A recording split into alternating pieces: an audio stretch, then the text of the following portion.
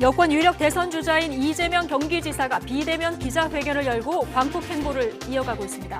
더불어민주당은 예비경선 면접관으로 조국 흑서 저자 김경률 회계사를 섭외한 문제를 놓고 대선 기획단 총사퇴 요구가 나오는 등 갈등이 커지고 있습니다.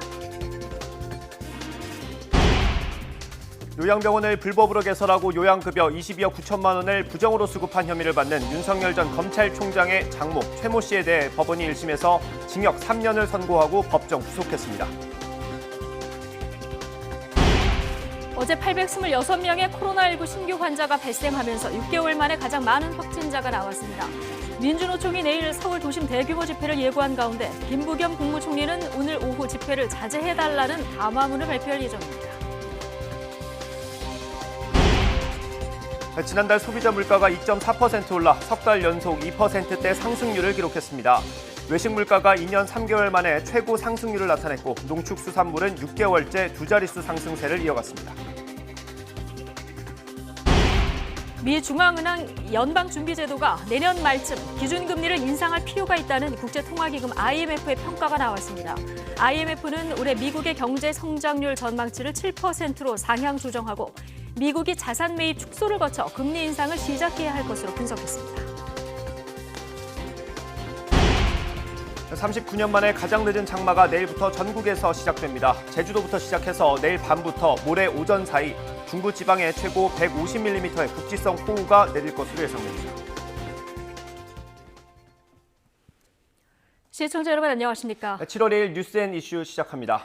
오늘은 불안한 조짐을 보이고 있는 코로나19 상황부터 좀 보겠습니다.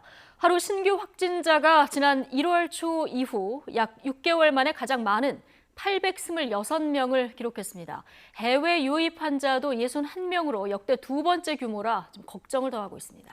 네, 정부가 학원과 교습소 같은 취약 지역을 대상으로 특별 점검에 나서기로 했지만 불안감은 계속 커지고 있습니다. 취재기자 연결해서 자세히 알아보겠습니다. 이승훈 기자. 네, 이승훈입니다. 네.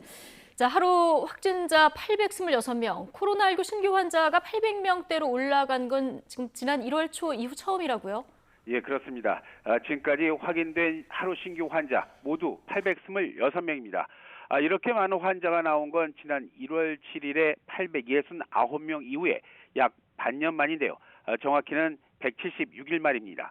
감염 경로를 보면 국내 발생이 765명이고요. 해외 유입 사례가 61명입니다. 60명대의 해외 유입 환자 역시 지난해 7월 25일 66명 이후에 두 번째로 가장 많은 숫자입니다. 지역별로 보면 수도권 환자가 619명입니다. 서울 337명, 경기도 260명 등입니다. 새 거리두기 3단계 기준은 수도권 신규 환자의 사흘 연속 500명대인데요. 이미 그 선을 넘은 겁니다. 수도권 밖에서는 부산 25명, 대전 25명, 경남 12명 등 전국 17개 시도 모두에서 신규 환자가 나왔습니다. 해외 유입 사례는 61명입니다. 33명이 검역 단계에서 확인됐고요.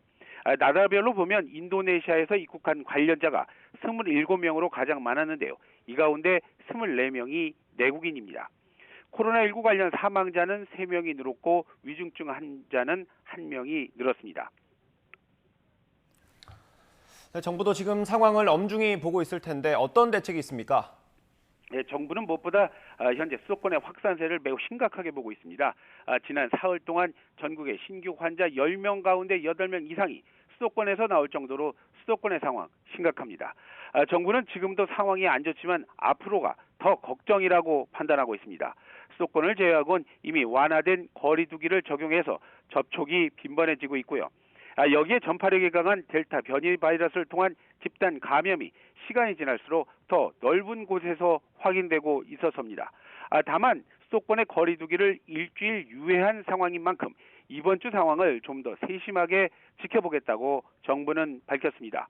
물론 신규 환자가 많은 시, 군은 지자체와 협조해서 특별관리하기로 했습니다.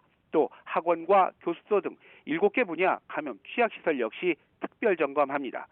정부는 특히 내일로 예정된 민주노총의 서울 도심 집회를 무관용 원칙을 적용해서 엄정 대응하기로 했습니다. 정부는 이 시간 현재 2차 접종까지 모두 마친 사람은 515만 명으로 전 국민의 10% 수준을 넘었다고 밝혔습니다. 또 본격화할 630만 명의 접종 역시 차질 없이 진행하겠다는 약속도 강조하고 있습니다. 어제 하루 1차 백신 접종자는 4천여 명이고요. 또 접종을 모두 마친 사람은 하루 8만 6천여 명입니다. 이에 따라서 현재 전 국민 대비 1차 접종률 여전히 30%엔 미치지 못하고 있습니다. 지금까지 사회부에서 YTN 이승훈입니다. 전국 민주노동조합 총연맹이 내일 서울 도심에서 전국 노동자 대회를 개최합니다. 민주노총 양경수 위원장은 내일 여의도에서 중대재해 근절과 최저임금 인상 등을 요구하는 10,000명 규모의 집회를 열겠다고 밝혔습니다. 앞서 경찰과 서울시는 코로나19 감염 확산 우려를 이유로 민주노총의 집회 금지를 통보했습니다. 이어 양 위원장은 윤석열 전 검찰총장의 대선 출마 기자회견에는 500명이 모였는데 왜 노동자 모임만 제한하느냐고 지적하면서 철저한 방역 속에서 집회를 진행하겠다고 강조했습니다. 민주노총이 예고한 서울도심 대규모 집회가 하루 앞으로 다가온 가운데 김부겸 국무총리가 직접 집회 자제를 촉구하는 담화문을 발표합니다.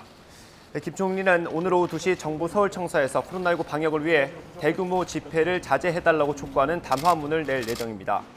담화문에는 최근 수도권 코로나19 확산 상황이 변이 바이러스 탓에 과거와는 분명 다르다는 점과 이런 이유로 민주노총의 재차 집회 철회를 촉구하는 내용이 담길 것으로 보입니다. 앞서 김 총리는 집회 자제를 촉구하기 위해 민주노총 사무실을 방문했지만 위원장 면담을 거부당했습니다. 최근 수도권 집단 감염의 원인이 된 원어민 강사들 모임 이후 서울 홍대 인근에서 확진자가 잇따르고 있습니다. 우려했던 델타 변이 바이러스까지 확인돼서 지역사회로 확산하는 건 아닐지 방역 당국이 긴장하고 있습니다. 현장에 저희 취재기자가 나가 있습니다. 황보혜경 기자. 네, 서울 동교동 거리에 나와 있습니다. 예. 자, 앞서 홍대를 방문한 원어민 강사들을 고리로 해서 집단 감염이 계속 번지고 있는데요. 자, 그런데 마포구 또 다른 음식점에서 집단 감염이 나왔다고요? 네, 그렇습니다. 우선 음식점으로 소개했지만 이곳에서는 술을 팔며 댄스 연습장처럼 함께 춤을 췄던 것으로 파악됐습니다. 지금은 보시는 것처럼 문이 굳게 닫혀 있는데요. 이곳에서는 지난 28일 이곳을 방문한 손님 1명이 처음 확진된 뒤 지금까지 최소 21명이 감염됐습니다. 마포구청은 이 업소가 지하 1층에 위치해 환기가 제대로 이뤄지지 않아 감염이 확산했을 가능성이 있다고 밝혔습니다. 이곳은 최근 경기도 어학원 원어민 강사들이 다녀간 술집에서 700m 정도 떨어져 있는데요. 다만 해당 원어민 강사들이 이곳에 들르지는 않은 것으로 파악됐습니다. 이 업소는 무도장이나 음식점, 유흥업소 등 어느 업종으로도 등록해 놓지 않았는데요. 마포구는 무허가 유흥업소로 보고 경찰에 고발 조치했습니다. 방역당국은 이곳이 앞서 마포구 술집들에서 발생한 집단 감염과 관련이 있는지 파악에 들어갔습니다. 경기도 어학원 원어민 강사발 집단 감염은 현재 수도권 감염 확산의 뇌관이 되고 있는데요. 현재까지 관련 확진자가 240명을 넘었습니다. 조사 과정에서 방역수칙 위반 사실도 드러났는데요. 출입 명부 관리가 제대로 안 됐고 방문한 이용객 중에서는 5인 이상 사적 모임 금지를 어긴 사례도 확인됐습니다. 다만 원어민 강사 6명은 한꺼번에 모이지는 않았던 것으로 파악됐습니다. 경기도 어학원 집단 감염에서는 델타 변이 바이러스가 나오기도 했는데 자세히 전해주시죠. 네, 우선 현재 확산세가 거센 어학원 강사발 집단 감염에서 델타 변이 바이러스 환자가 9명 나왔습니다. 전파력이 강한 특성상 변이 바이러스 감염자는 앞으로 더 추가될 가능성이 있습니다. 인도에서 유래한 델타 변이는 전염력이 영국발 알파 변이보다 최대 60%는 강한 것으로 알려졌습니다. 현재 서울에서만 델타 변이 확진자가 20명 확인됐는데요. 백신 접종을 마친 사람이 10명 가운데 1명꼴이라 델타 변이가 지역사회에 확산할 경우 걷잡을 수 없는 상황이 될 수 있습니다. 이 때문에 애초 어제부터 적용 예정이던 완화된 거리두기 개편안도 연기됐는데요. 방역당국은 확진자 추이를 살펴본 뒤 다음 주 중반쯤에 수도권에 완화된 거리두기를 적용할지 결정할 계획입니다. 지금까지 서울 동교동 거리에서 YTN 황보혜경입니다. 네, 수도권 밖을 보면 대전 상황이 심상치 않습니다. 노래방 집단 감염이 계속해서 번지고 있고 기숙사에서 학생 감염자가 속출해서 단기 방학에 들어간 학교도 있습니다. 취재기자 연결해 보겠습니다. 이문석 기자. 네, 대전입니다. 네, 자 먼저 노래방을 매개로 한 집단 감염이 지금 계속 확산하고 있다고요? 네, 그렇습니다. 대전 서구에 이어 유성구 노래방 일대에서도 집단 감염이 발생했습니다.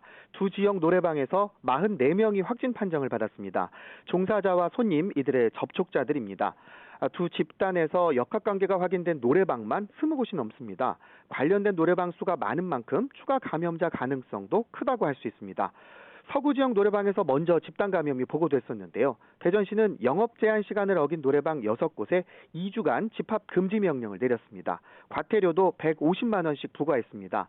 노래방과 유흥주점 종사자를 대상으로 오는 5일까지 진단검사를 받으라고 행정명령을 내린 상태입니다. 따르지 않는 업주에 대해 강하게 책임을 묻겠다고 밝혔습니다. 네, 고등학교에서 확진자가 나와서 단기 방학에 들어간 곳도 있다고요? 네, 유성구에 있는 체육고등학교입니다. 어제 학생 1명이 확진된 뒤 현재까지 고등학생 6명이 확진 판정을 받았습니다. 고등학교와 중학교가 붙어 있는 곳인데요. 학생과 교직원 등을 포함해 구성원이 430여 명입니다.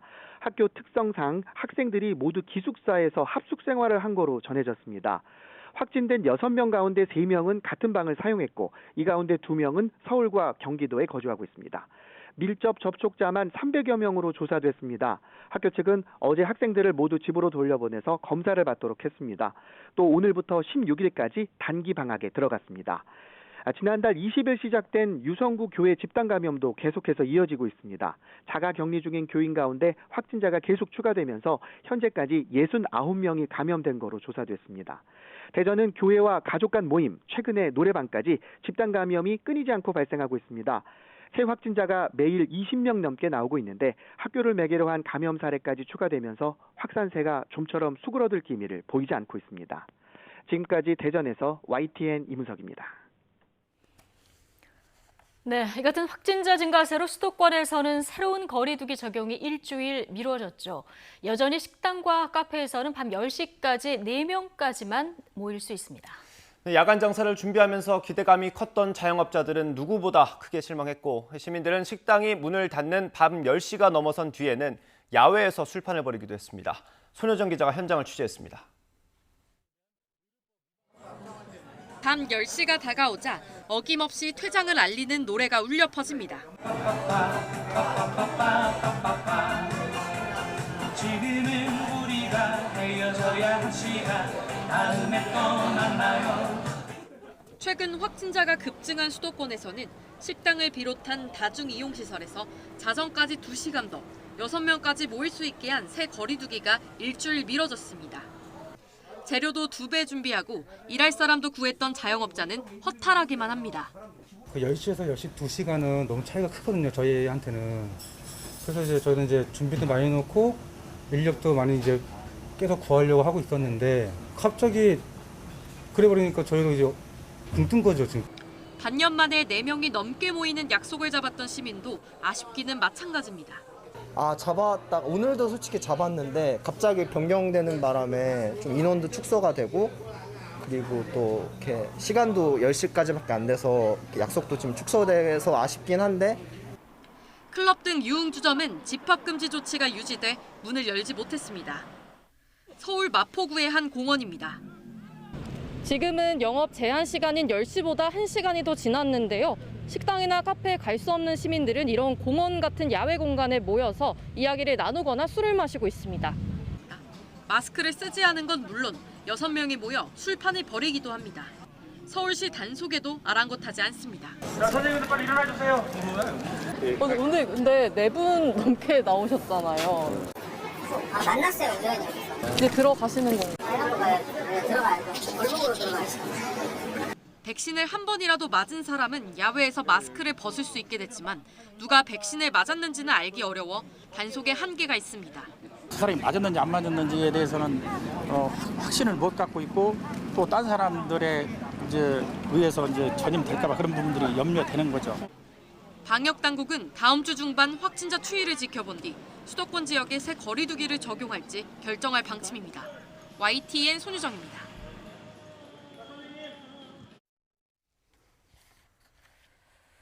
네, 요양병원을 불법으로 개설해서 거액의 요양급여를 빼돌린 혐의로 재판에 넘겨진 윤석열 전 검찰총장 장모에게 1심 재판부가 징역 3년을 선고하고 법정 구속했습니다. 재판부는 부정수급한 요양급여 액수가 큰 만큼 국민에게 커다란 피해를 입혔다면서 판결 이유를 설명했습니다. 자세한 소식 취재기자 연결해서 알아보겠습니다. 정효루 기자. 네, 의정부 지방법원 앞에 나와 있습니다. 예. 자, 오늘 윤 전 총장 장모 1심 선고에 관심이 쏠렸는데요. 조금 전에 실형을 선고받고 법정 구속됐군요.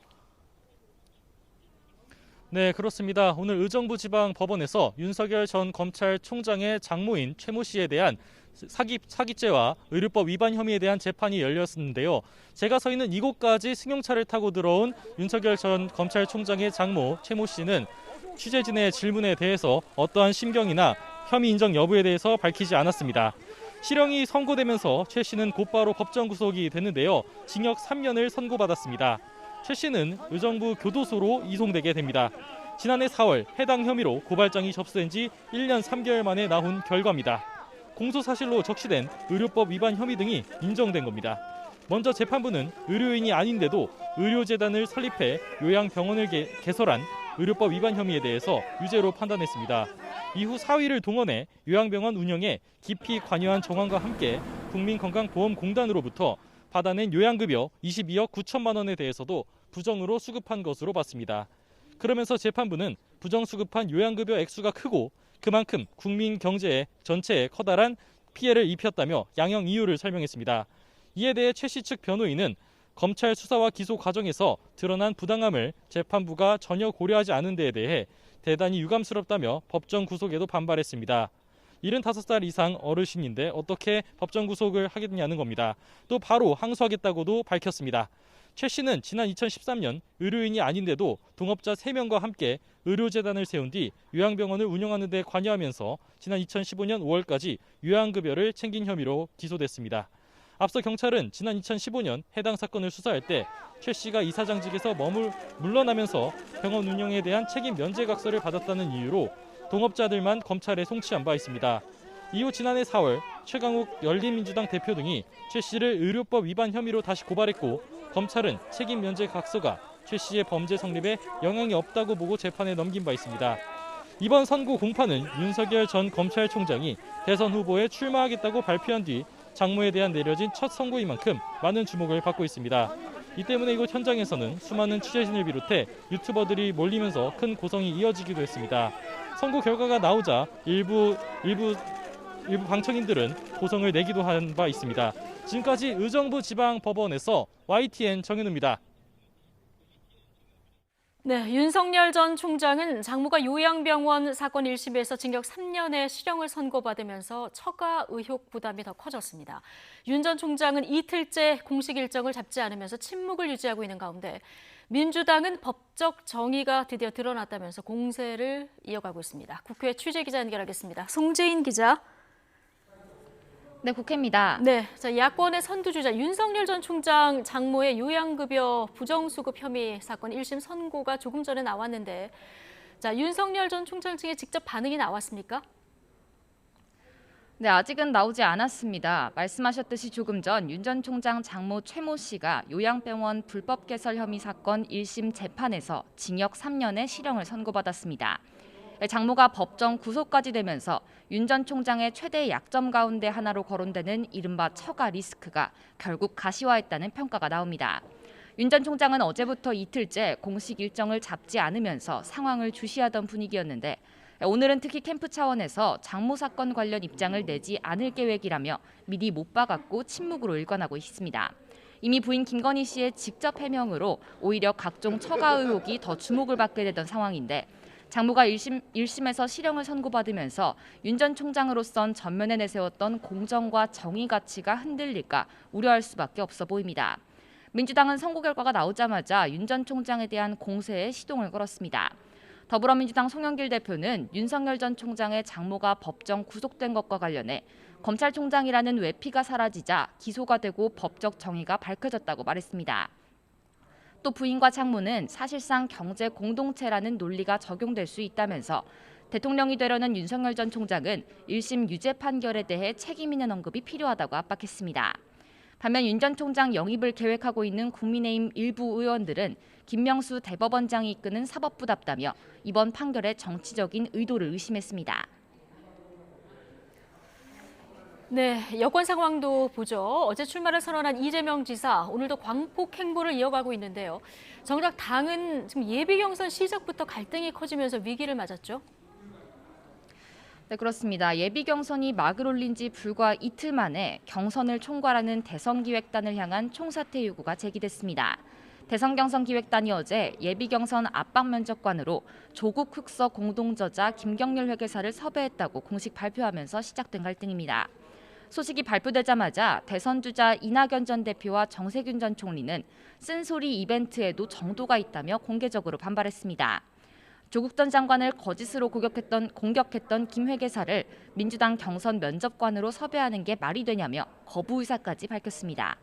다만 이재명 지사는 김 회계사 섭외 자체는 긍정적으로 본다며 상반된 반응을 내놨습니다.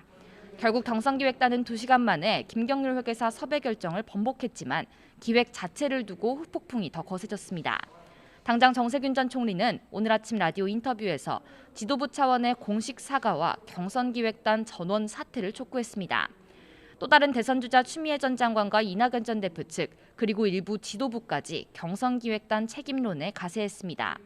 김영배 최고위원은 YTN과의 통화에서 강훈식 경선기획단장이 일종의 인사 실패를 책임져야 한다며 지도부에 공식 건의하겠다고 말했습니다. 경선 국면에서 이른바 조국의 강이 또 한 번 소환되면서 일부 친문 권리당원들은 송영길 대표 사퇴까지 촉구하고 있습니다. 민주당으로선 아킬레스건에 가까운 조국 논란에 대선 주자 사이 반 이재명 구도까지 겹치면서 경선이 시작부터 고비를 맞았다는 평가입니다. 지금까지 국회에서 YTN 송재인입니다. 네, 국민의힘 이준석 대표와 오세훈 서울시장이 서울 여의도 국민의힘 당사에서 서울 지역의 현안을 논의하기 위한 간담회를 열었습니다. 이 대표는 대선에서 서울 시민에게 호감을 살 수 있는 가장 효율적이고 성공적인 방법은 오세훈 시장이 성공적으로 안착하는 것이라고 강조했습니다. 오 시장은 비록 서울시 의회에서 수적 열세에 있지만 당에 대한 관심과 호감도를 바탕으로 힘을 내서 일할 수 있을 것 같다고 화답했습니다. 지난달 소비자 물가가 2.4% 상승하며 3개월 연속 2%대 물가 상승률이 이어졌습니다. 농축수산물은 6개월째 두 자릿수 상승세가 계속됐습니다. 취재기자 연결합니다. 오인석 기자. 네, 오인석입니다. 먼저 소비자 물가 동향 살펴볼까요? 네, 지난달 소비자 물가가 농축수산물과 석유류, 개인 서비스 등의 상승세가 이어지며 2.4%가 올라 3개월 연속 2%의 상승률을 기록했습니다. 소비자 물가는 지난 4월 2.3% 오른 데 이어 5월에도 2.6% 상승했습니다.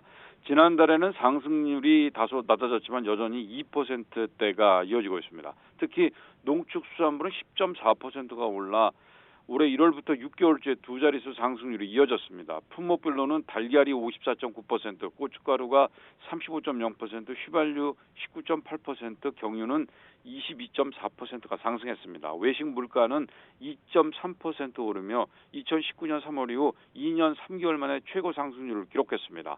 전세는 1.9%, 월세는 0.8% 올랐습니다.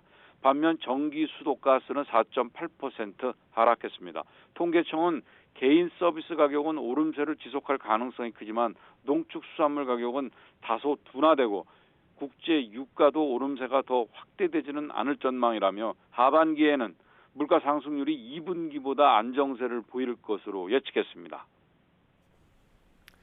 네, 소비자 물가 조사 품목에 마스크와 전기차 그리고 유산균도 새로 추가된다고 하던데 이 소식은 어떤 겁니까? 네, 통계청이 소비자 물가지수 개편 방안을 내놨는데요. 2015년 기준 소비자 물가 기준을 2020년 기준으로 개편해서 오는 12월 22일 공표하기로 했습니다. 5년 전과 비교해 소비 지출 비중이 높은 품목은 추가하고 낮은 품목은 제외하기로 했습니다. 개편 내용을 보면 농축수산물 중에는 새우와 망고, 체리, 아보카도, 파인애플 등 5개가 조사 품목에 새로 추가됩니다. 공업제품 중에는 식기세척지와 의료건조기, 유산균, 마스크, 선글라스 등 8개가 추가됩니다. 반면 소비가 줄어든 넥타이와 연탄, 스키장 이용료 등 6개는 조사 품목에서 제외됩니다. 정부 정책으로 무상화가 확대된 남녀 학생복과 교과서, 학교 급식비 등 5개가 조사 품목에서 탈락했습니다. 지금까지 경제부에서 전해드렸습니다. 재정당국을 이끄는 홍남기 경제부총리와 통화정책을 주관하는 이주열 한국은행 총재가 최근에 정책 엇박자 논란 속에 오늘 조찬 회동을 했습니다. 홍 부총리와 이 총재는 최근 우리 경제가 빠른 회복세지만 부문별로 회복 속도가 불균등하고 금융 불균형 등의 잠재적 위험 요소도 함께 있다는데 의견을 같이 한 걸로 전해졌습니다. 두 경제수장은 이에 따라 재정정책은 취약 부문까지 경제 회복을 체감하도록 당분간 현재의 기조를 유지하기로 했습니다. 또 통화정책은 경제 상황에 맞춰 완화 정도를 조정해 저금리 장기화에 따른 부작용을 줄여갈 필요가 있다고 봤습니다.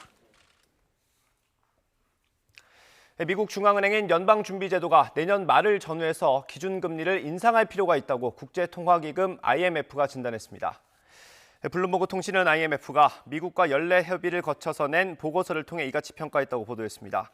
보도에 따르면 IMF는 정부의 지출 증가로 미국의 인플레이션이 장기 목표치 이상으로 유지되고 있어서 내년 말이나 2023년 초에 금리 인상을 시작해야 할 것으로 분석했습니다. 자산 매입 축소 시기는 내년 상반기로 제시했습니다. IMF는 이처럼 정책을 전환하려면 시간이 빠듯해 능숙한 의사소통이 필요할 거라고 조언했습니다. IMF가 올해 미국의 경제 성장률 전망치를 7%로 상향 조정했습니다. 블룸버그와 로이터 통신 등에 따르면 IMF는 미국과 연례 협의를 거쳐 현지 시각 1일 발표한 보고서에서 이 같은 전망치를 제시했습니다.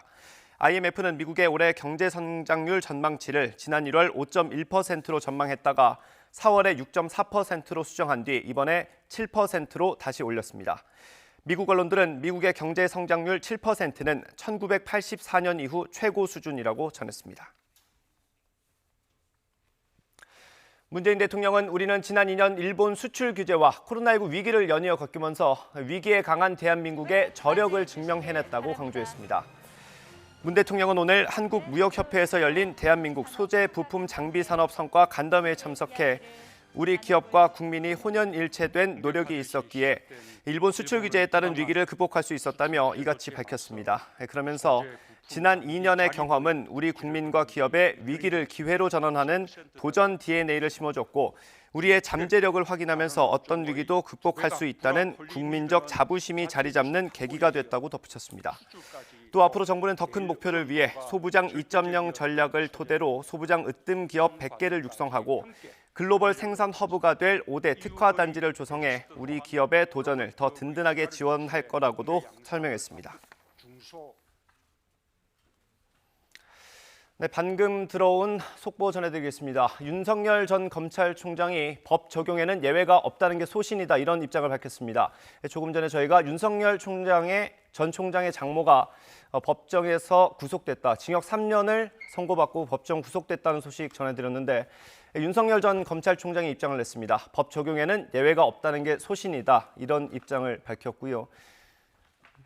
네, 조금 전 윤석열 전 총장의 장모는 의정부 지방법원에서 열린 1심 선고 공판에서 징역 3년의 실형을 선고받았고요. 법정 구속됐다고 저희가 전해드렸는데 윤 총장이 입장을 냈습니다. 법 적용에는 예외가 없다는 게 소신이다 이런 입장을 밝혔습니다. 자세한 소식은 저희가 정리되는 대로 다시 한번 전해드리겠습니다.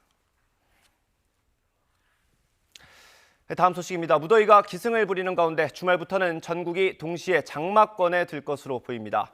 기상청은 남해에 머물던 장마전선이 북상해 내일 오전 제주도를 시작으로 밤에는 전국에 장맛비가 내리겠다고 전망했습니다. 특히 중부지방에는 내일 밤부터 모레 새벽 사이 돌풍과 함께 시간당 50mm 이상의 국지성 호우가 쏟아질 것으로 보여서 피해가 우려됩니다. 주말과 휴일 중부와 제주도, 지리산 부근에는 최고 150mm의 많은 비가 내리겠습니다. 검찰과 경찰 간부를 비롯해 전 현직 언론인들에게 금품을 줬다고 진술한 수산업자 로비 의혹의 파장이 커지고 있습니다. 이 수산업자는 성공한 사업가로 신분을 세탁하고 로비를 벌였는데 김무성 전 새누리당 대표와도 친분이 있었던 걸로 전해졌습니다. 최재민 기자의 보도입니다. 생활운동단체인 3대3 농구협회의 지난해 5월 행사장입니다. 이날 수산업자 김모 씨가 이 단체의 회장에 취임했습니다. 3대3 농구가 발전하는 데 있어서 제가 작은 마중물이 되도록 열심히 노력하겠습니다. 종합편성 채널 앵커는 행사에 참석해 축하 발언도 했고 여야 정치인은 축하 메시지도 보냈습니다. 김 회장 취임 이전과 김 회장 취임 이후로 나뉠 거라고 감히 단언 말씀드립니다. 엄앵커를 비롯해 이동훈 전 조선일보 논설위원은 김 씨에게서 금품을 받은 혐의로 경찰에 입건된 상태입니다. 이동훈 전 논설위원은 김무성 전 새누리당 대표에게서 김 씨를 소개받은 것으로 전해졌습니다. 김 씨는 언론인 출신 정치인 송모 씨를 통해 김 전 대표를 알게 된 것으로 알려졌습니다. 공직선거법 위반 혐의로 징역형을 선고받은 송 씨는 사기죄로 복역 중이던 김 씨를 2017년 교도소에서 알게 됐습니다. 변변한 직업도 없던 김 씨는 2017년 출소 뒤 인터넷 신문 윤리위원회 상임위원, 인터넷 언론 부회장 등으로 신분 세탁을 한 뒤 오징어 판매 사업을 명목으로 7명에게서 116억 원을 가로챈 혐의로 구속 상태로 재판에 넘겨졌습니다. 피해자 가운데는 김무성 전 대표의 형과 송 씨도 포함되어 있습니다. 지금까지 김 씨에게서 금품을 받은 혐의로 경찰에 입건된 사람은 엄앵커와 이동훈 전 논설위원, 현직 부장검사와 경찰서장 등 4명입니다. 현직 부장검사는 김 씨에게 고가의 시계와 수천만 원을 받은 뒤 고맙다는 취지의 문자도 남긴 것으로 알려졌는데 이를 근거로 검사 사무실에 대한 경찰의 압수수색이 이루어지기도 했습니다. 경찰청은 어제 포항 남부경찰서장을 대기 발령했습니다. 경찰은 김 씨가 유력한 인사들에게 성접대를 했다는 진술도 확보한 것으로 알려져 파문이 확산하고 있습니다. YTN 최재민입니다.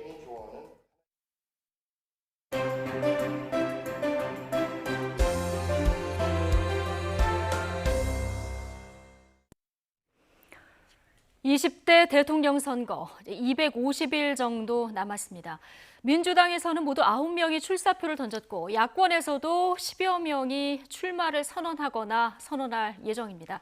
자, 본격화되고 있는 차기 대선 레이스, 오늘은 박진영 대구 가톨릭대 특임 교수 그리고 김근식 경남대 정치외교학과 교수 두 분과 이야기 나눠보겠습니다. 어서 오십시오. 안녕하세요. 안녕하세요. 네, 어서 오십시오. 자, 어제 SNS에 영상을 게시하면서 대선 출마를 선언한 이재명 경기지사, 오늘은 화상 방식의 온라인 기자 간담회를 열었습니다. 어제보다 조금 더 구체적인 국정 운영 구상, 또 자신을 둘러싼 논란 등에 대한 생각을 들을 수 있는 자리였는데요. 주요 내용 먼저 듣고 오시겠습니다. 개인적으로는 또 저와 입장을 같이 하는 정책 담당 전문가들께서는 이게 양극화를 완화하는, 불평등을 완화하는 효과도 크고 또 지역화폐 형태로 우리 대한민국에서 유일하게 집행하고 있습니다만, 이제 이런 방식으로 집행할 경우에는 현재 저성장의 가장 큰 원인이라고 할 수 있는 이제 총 수요 부족, 소비 부족 문제를 어느 정도를 이제 해소할 수가 있습니다. 강제로 소비에 투입됐고 소비가 되면 또 다른 소비를 부르기 때문에 승수 효과가, 소위 곱하기 효과가 크기 때문에 그런 일이 벌어졌습니다. 뭐 그것만 해도 어느 정도 이제 통계적으로나 체감적으로 이제 증명이 됐다고 생각하지만 여전히 의구심을 가지는 분들도 많습니다. 네, 이재명 지사, 일단 색다른 형식의 행보가 좀 눈에 띄는데요. 이게 아마 코로나19 영향도 좀 큰 것 같습니다. 오늘 기자간담회도 이제 비대면으로 진행이 됐는데, 자, 기자들 질문을 보면 여러 가지 얘기 중에 일단 이재명 지사를 상징하고 있는 기본소득에 대한 질문이 가장 많이 나왔습니다. 여기에 대해서 오늘도 역시 이게 승수 효과가 크다, 그리고 불평등 완화 효과가 크다, 이런 주장을 했는데 어떻게 들으셨습니까? 네, 그 이재명 지사가 기본소득을 주장하는 것은 두 가지 측면이 있습니다. 첫 번째는 복지 정책입니다. 네. 이게 국민들의 세금을 걷어가지고 골고루 나눠준다는 이 보편적 복지의 확장으로 이렇게 이해를 해야 될 것 같습니다. 과거 우리가 무상급식을 반대하는 척도 있었습니다만 결국은 보편화되었고요. 더 올라가 보면은 우리 전국민 의료보험이라든가 4대 보장제도도 사실은 한국에서 시기상조다 이런 이야기가 있었습니다만 보편화되었습니다. 그런 측면에서 첫 번째로는 이 보편적 복지의 또 다른 확장이다 이렇게 봐야 될 것 같고요. 예. 두 번째로는 이제 경제정책이다 이렇게 해석이 될 것 같은데요. 실제로 기업이 사내 보유금을 1,000조 가까이 쌓여 있는 상황에서도 투자가 잘 안 일어납니다. 이야기는 뭐냐면은 낙수 효과가 부족하다는 겁니다. 이런 상황에서 진보 정권이 할 수 있는 경제 정책이라는 것은 세금을 통한 활성화 정책, 분배 정책을 통한 소비 진작 흔히 하는 이제 케인지언의 뭐 정통에 있다고 봐야 되겠습니다만은 그런 정책을 적극적으로 추진하자 뭐 그런 취지로 저는 이해가 됐습니다. 예. 자, 기본소득하면은 뭐 기본 시리즈 이재명 지사의 트레이드 마크이기도 한데 야당에서는 여기에 대해서 좀 비판도 내놓고 있기 때문에 앞으로 가장 많이 또 공격을 받을 수 있는 포인트이기도 한 것 같습니다. 그 이재명 지사가 본인의 가장 대표적인 공약으로 기본소득을 이슈화시키는 데는 성공을 했다고 봐요. 예. 그런데 이제 기본소득에 대한 논란이 끊이지 않고 있고 이미 경제학계에서도 그다음에 세계 경제학자들 중에서도 이 부분을 지금 확실하게 안정적으로 수요를 창출할 수 있는 효과 있는 정책이라고 다들 합의하기는 좀 어려운 상황입니다. 예. 논란은 계속 지속되고 있고요. 또 하나는 특히나 이제 전 세계 어느 나라에서도 나라 차원에서 국가 차원에서 기본소득을 좀 시행하고 있는 나라는 없습니다. 만약에 이재명 지사가 대통령이 돼서 한다면 우리나라가 세계 최초가 되는 거고요. 네. 알라스카라는 한 주만 지금 특별하게 기본소득을 좀 하고 있는 게 때문에 그렇게 대한민국이 그렇게 앞장서서 기본소득 할 만한 국민적인 동의와 공론화 과정이 있었느냐에 대해서는 여전히 이제 대답을 해야 되고요. 두 번째로는 지금 우리 대변인 말씀하시고 이제 이재명 지사 이야기를 하지만 이게 복지 정책이면서 경제 정책이라고 이야기를 하고 있습니다. 그래서 저는 복지를 늘리는 것에도 당연히 찬성을 하고 양극화를 네. 해소해야 한다는 데서 원칙적으로 동의를 합니다만 경제 정책이라는 것을 세금을 걷어서 모든 사람에게 보편적으로 돈을 뿌려주는 것이 경제정책이라고 하는 것은 제가 볼 때 지나치게 아니한 발상이라는 논란은 계속 있을 수밖에 없다고 봐요. 그래서 예. 오늘 뭐 윤희숙 의원도 대선 출마 선언을 했습니다만 윤희숙 의원과 우리 이재명 지사 사이에 네. 생산적인 논쟁을 통해서 기본소득에 대해서 국민들이 어떻게 생각하는지 한번 예. 더욱더 좀 공론화의 장을 좀 열어주는 게 필요하다고 생각합니다. 윤희숙 의원의 출마 선언 저희가 잠시 뒤에 다뤄보겠습니다만 아마 두 분이 토론을 하게 되면 이 부분에 대해서 굉장히 그렇습니다. 치열한 토론을 하지 않을까 싶은데 어쨌든 이재명은 합니다. 이게 슬로건 아니겠습니까? 만약에 대통령이 되면 정말 실행을 할 것 같은데요. 자, 이재명 지사. 자, 이 아킬레스건이라고 할 수 있는 게 이제 과거의 형수 욕설 논란 부분이었는데요. 그런데 과거에는 이제 해명 그리고 뭐 예전에 보면은 뭐 방어 이런 게 주 모습이었다면 어제는 팩트를 인정한다 그리고 사과한다 이런 모습을 보였습니다. 과거와 조금 달라진 모습인 것 같은데 어떻게 보셨습니까? 아니 그 형수 욕설에 대해서는 과거에도 인정은 했습니다. 예. 과거에도 인정을 했고 그 상황들 형수라든가 형과의 가족 관계에 있었던 이 분쟁들 요 상황까지도 정확하게 이야기를 했고요. 근데 어제 좀 울먹이기도. 이제 울먹이 이제 그렇죠? 어머니가 예. 이제 그 사이에 어머니가 돌아가셨고. 또 이 그 한 분쟁의 당사자인 형님이 돌아가셨기 때문에 그런 뭐 소외가 있었던 예. 거다 이렇게 보여지는데요.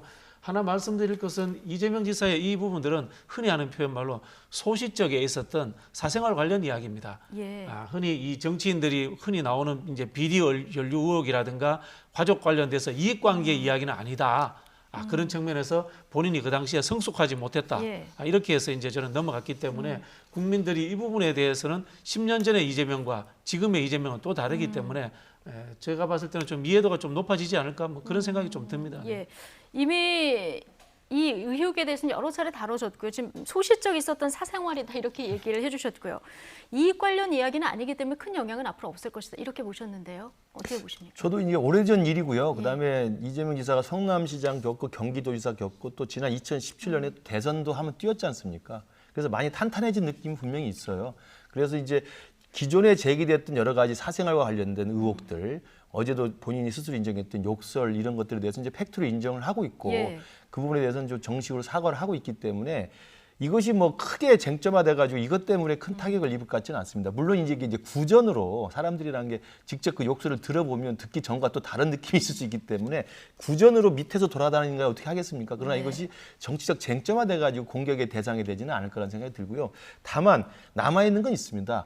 계속 김부선 씨가 이야기를 하고 있습니다만 여배우 스캔들에 대해서는 지금도 부인을 하고 있고 실제 당사자라고 하는 김부선 씨는 지금도 억울하다고 이야기를 하고 있기 때문에 이 부분은 제가 볼 때 이번 대선에서도 분명히 쟁점은 될 가능성이 충분히 있다. 왜? 지금 논란이 계속되고 있고 실체적 진실을 놓고 서로 싸우고 있는 거기 때문에 그래서 이 부분에 대해서도 아마 이재명 지사가 어떻게 입장을 밝힐지 그리고 어떤 팩트가 새롭게 드러나서 김부선 씨의 어떤 뭐 새로운 주장이 뭐가 나올 수 있을지 그건 좀 지켜볼 대목이라고 생각합니다. 예, 어쨌든 여권 내에서 지금 이재명 지사 부동의 지지율 1위를 달리고 있기 때문에 앞으로는 이제 반 이재명계 연합 전선이 어떻게 되느냐 이게 변수인데 오늘 이재명 지사, 정세균, 이광재 의원 모두 이제 호남으로 가는 이런 행보를 보이고 있습니다. 민주당 경선에 도전한 후보가 지금 총 9명입니다. 어제 이 9명이 한 자리에 모였는데요. 대선 승리를 위해서 공명선거 서약도 하고 또 기자간담회를 통해서 검증의 시간도 가졌습니다. 초반 분위기는 서로가 서로를 띄워주면서 좀 화기애애했는데 독한 검증을 예고한 대로 껄끄러운 질문들도 쏟아졌습니다. 관련 영상 먼저 보고 오시겠습니다.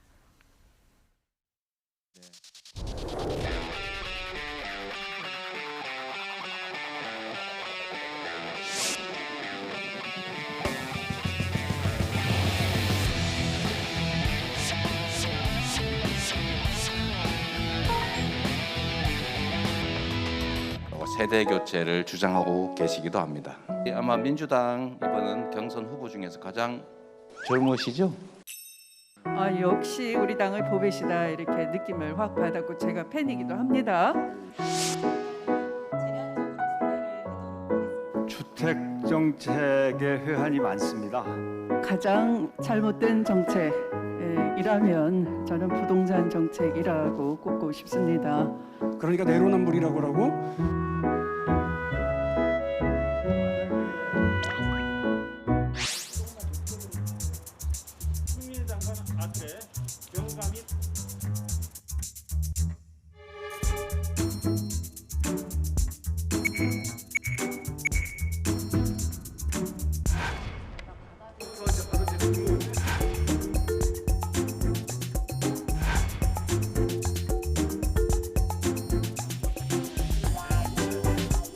정말로 국민의 시각에서 엄중한 검증 방식을 도입할 필요가 있다고 생각하고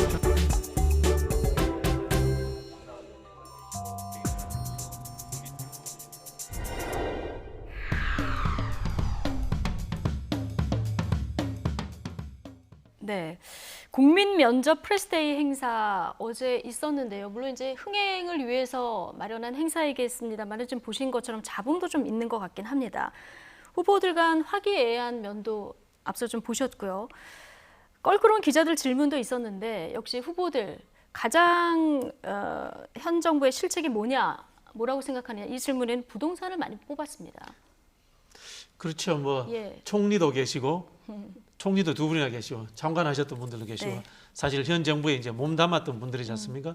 그런 분들 입장에서도 부동산 정책은 상당히 좀 미흡하다 이런 평가를 내렸기 때문에 저는 일정 부분 책임도 있다는 생각 갖고 있습니다. 저도 네. 여당에 대해서 우호적이지만은 그런 부분에서 좀 미래지향적인 정책을 내놔야 되지 않나 그런 생각이 들고요. 예. 지금 우리 여당에서 하고 있는 이 국민 면접 이 방식이 저는 이 김경률 회계사라든가 이런 분들을 초청하는 방식이 적절치는 않다고 봅니다. 예. 왜냐하면요, 이게 과거에 대한 반성과 성찰로 지속적으로 이어질 수가 있습니다. 대통령 선거는 다음 대통령을 만드는 미래적인 주제에 대해서 예. 많은 이야기들이 할 수 있도록 그렇게 이끌어내줘야 되거든요. 그런데 네. 과거에 계속해서 발목 잡힐 수 있는 그런 질문들은 제가 봤을 때는 너무 많을 필요는 없다. 그런 생각이 듭니다. 예, 지금 말씀하신 부분을 하나 그럼 짚어보겠습니다. 이것 때문에 이제 또 하나 논란이 불거졌는데요. 민주당 예비경선 관문인 국민면접관으로 경선기획단이 조국 흑서의 공동저자죠. 김경률 회계사를 섭외했다가 취소하는 일이 벌어진 겁니다. 지금 민주당 당원 게시판이 시끌시끌한데요. 김경률 섭외는 80만 권리당원에 대한 모독이라는 정세균 후보 그리고 경선기획단 강훈식 의원 발언까지 같이 듣고 오시겠습니다. 그냥 넘어갈 수 없습니다. 네. 이것은 80만 권리당원에 대한 심각한 모독이죠. 이분이 그 허위 사실도 유포하고 명예훼손을 하고 그래서 우리 정부에 대해서 완전히 그 반정부적인 입장을 취해온 사람인데 예.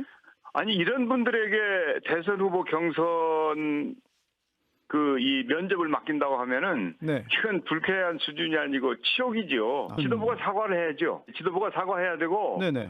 경선기획단 사퇴해야 된다고 봅니다. 경선기획단 전원 사퇴. 그렇습니다. 지금까지 경선기획단 해온 거 보면 예. 제대로 하지 못했고 앞으로 제대로 할 가능성이 없습니다. 근데 그 정도의 그 진정성은 보여야 네네. 당을 사랑하는 후보들이나 예. 당원들의 신뢰를 네. 회복하고 네. 경선이 제대로 될 수 있을 거라고 봅니다.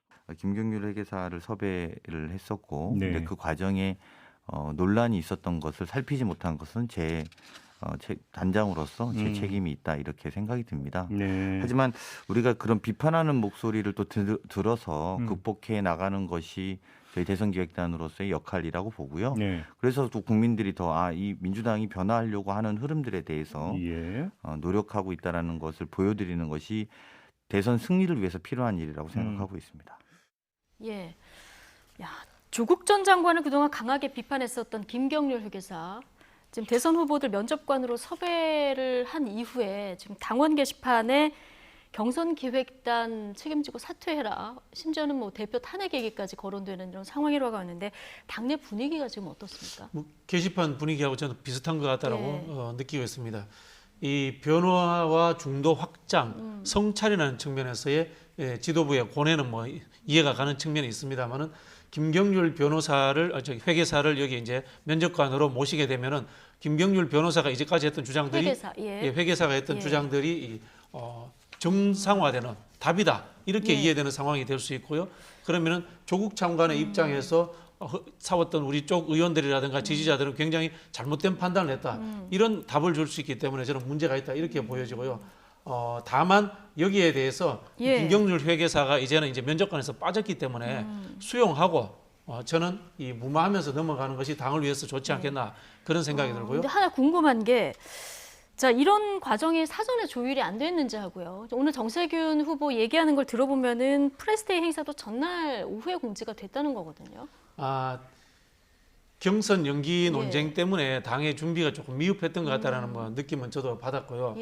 다만 이 후보들이 이 경선 과정에서 룰을 정하는 것이라든가 방식을 정하는 것에 대해서 저는 과도하게 얘기할 필요는 없다 그런 생각이 듭니다.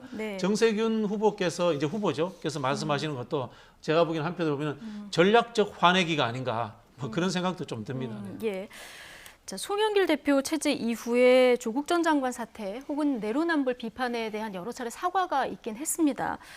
민주당 아직 그 조국의 강까지는 시간이 좀 더 필요해 보이는데 어떻게 보십니까? 이번에 이제 그걸 적나라하게 보여준 것 같아요. 그러니까 김경률 회계사도 어제 그 해프닝이 있은 다음에 오늘 또 그 지나온 과정들 소상하게 올렸던데요. 그러니까 실제로는 강훈식 단장한테 직접 전화를 받아서 섭외를 했고 수락을 했고 자기가 몸담고 있는 단체들과 수기를 해서 그러면 나가기로 결심을 해서 수기를 해서 그리고 나서 강훈식 그 단장이 이끄는 경선기획단에서 공지를 한 겁니다. 김경률 회계사를 하기로 했다고. 그러니까 공지가 된 상황에서 이제 이런 반발들이 생기니까 사실 2시간 만에 철회를 한 건데 철회하는 과정도 지금 그 김경률 회계사 이야기로는 자기는 사퇴 의사를 낸 적이 없다라는 거예요. 그냥 일방적으로 2시간 만에 죄송하게 됐습니다. 다음 기회에 모시겠습니다. 이렇게 된 거거든요.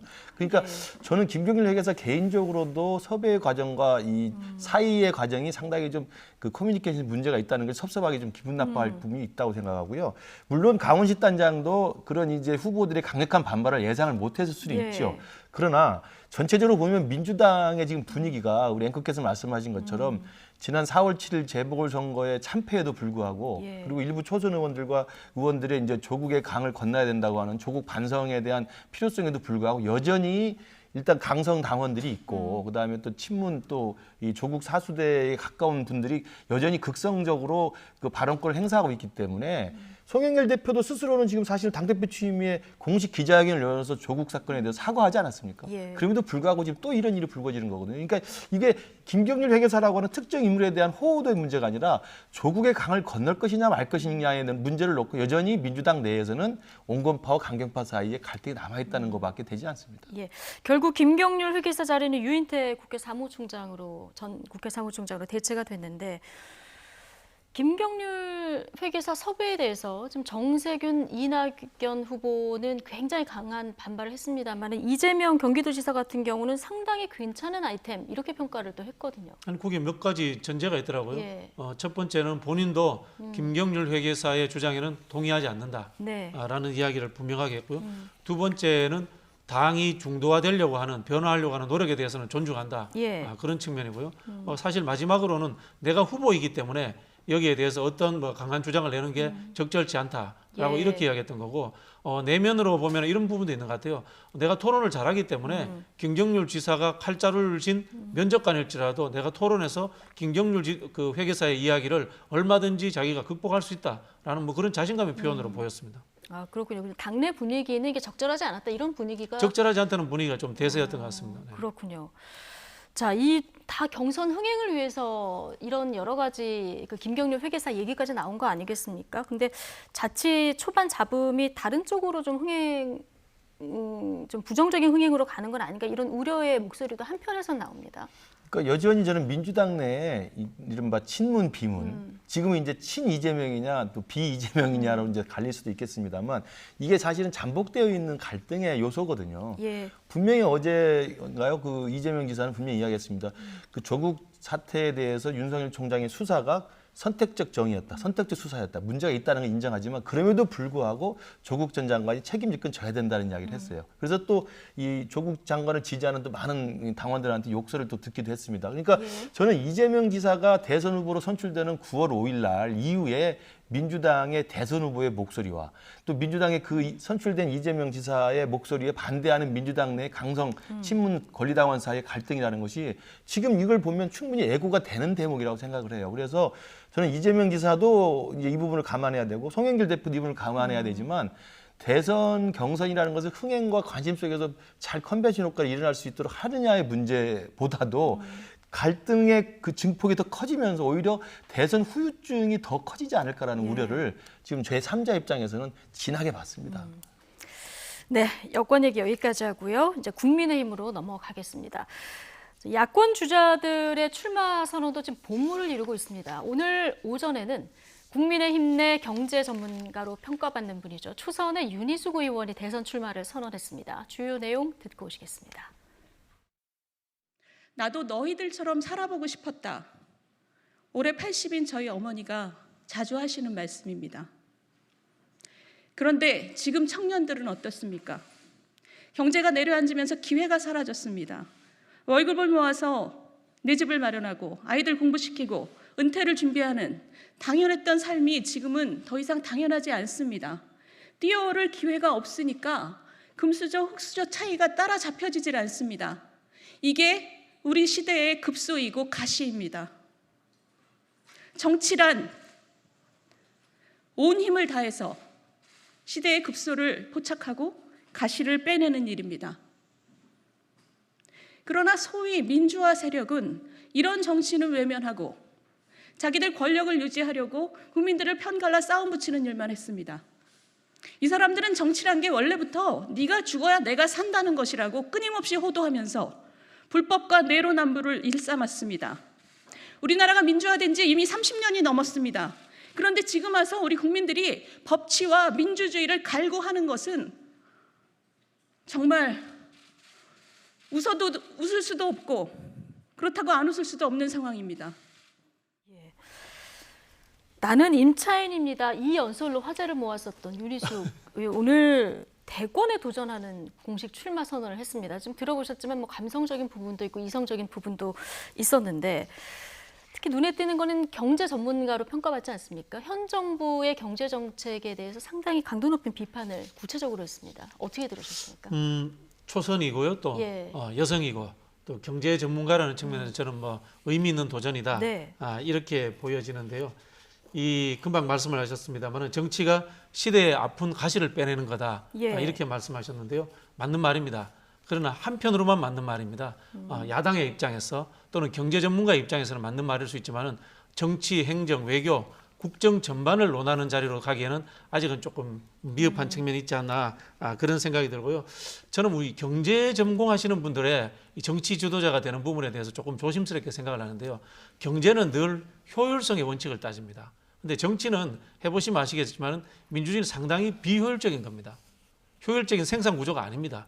갈등하고 투쟁하고 이런 지난한 과정들이 다 민주주의의 요소거든요. 윤희숙 의원도 은연중에 그런 투쟁의 과정들에 대해서 도외시하는 그런 좀 이 마인드가 좀 제가 보기에는 좀 있는 것 같아요. 그런 측면에서 아직은 조금 더 정치를 배우셔야 될 상황이 아닌가. 뭐 저는 감히 그렇게 평해 봅니다. 네. 경제와 정치는 같지 않다. 네. 예. 오늘 그 연설 내용 중에서 김근식 실장님은 어떤 부분이 가장 눈에 띄셨습니까? 아까 맨 처음에 나왔던 그 예. 앞대목에 어머님 노모 이야기를 하는 부분이 있어요. 네. 그리고 이제 어머님이 어려서 굉장히 힘들게 사셨던 예. 이야기를 하고 대부분 우리들 세대의 부모님들의 자화상들이죠. 그리고 그 어머님이 나이 80이 넘어서 나도 너희들처럼 살고 싶었다는 이야기를 한다는 거죠. 그건 무슨 이야기냐면 그래도 우리 세대, 산업화 세대와 민주화 세대는 고생하고 노력하면 기회가 있었다. 그리고 성장할 수 있었고 그다음에 올라설 수 있었다라는 게 있었는 거죠. 근데 지금 이제 윤희숙 의원이 사실 다소 의아하지만 대선 출마를 하게 된 가장 큰 저는 진정성이 뭐냐면 어제도 밝히고 오늘도 밝혔습니다만 지금 우리 젊은이들의 미래 세대는 희망이 없다는 겁니다. 저는 이 부분이 굉장히 다가왔다고 생각을 해요. 그래서 저는 이 부분을 중심으로 윤희숙 의원의 나름의 장점을 가지고 정말 대한민국의 젊은이들에게 분노와 좌절만 있는 이 상황에 미래 희망을 줄 수 있는 새로운 어떤 국정의 어떤 청사진들을 고민하고 또 논의할 수 있는 장을 만들어 준다면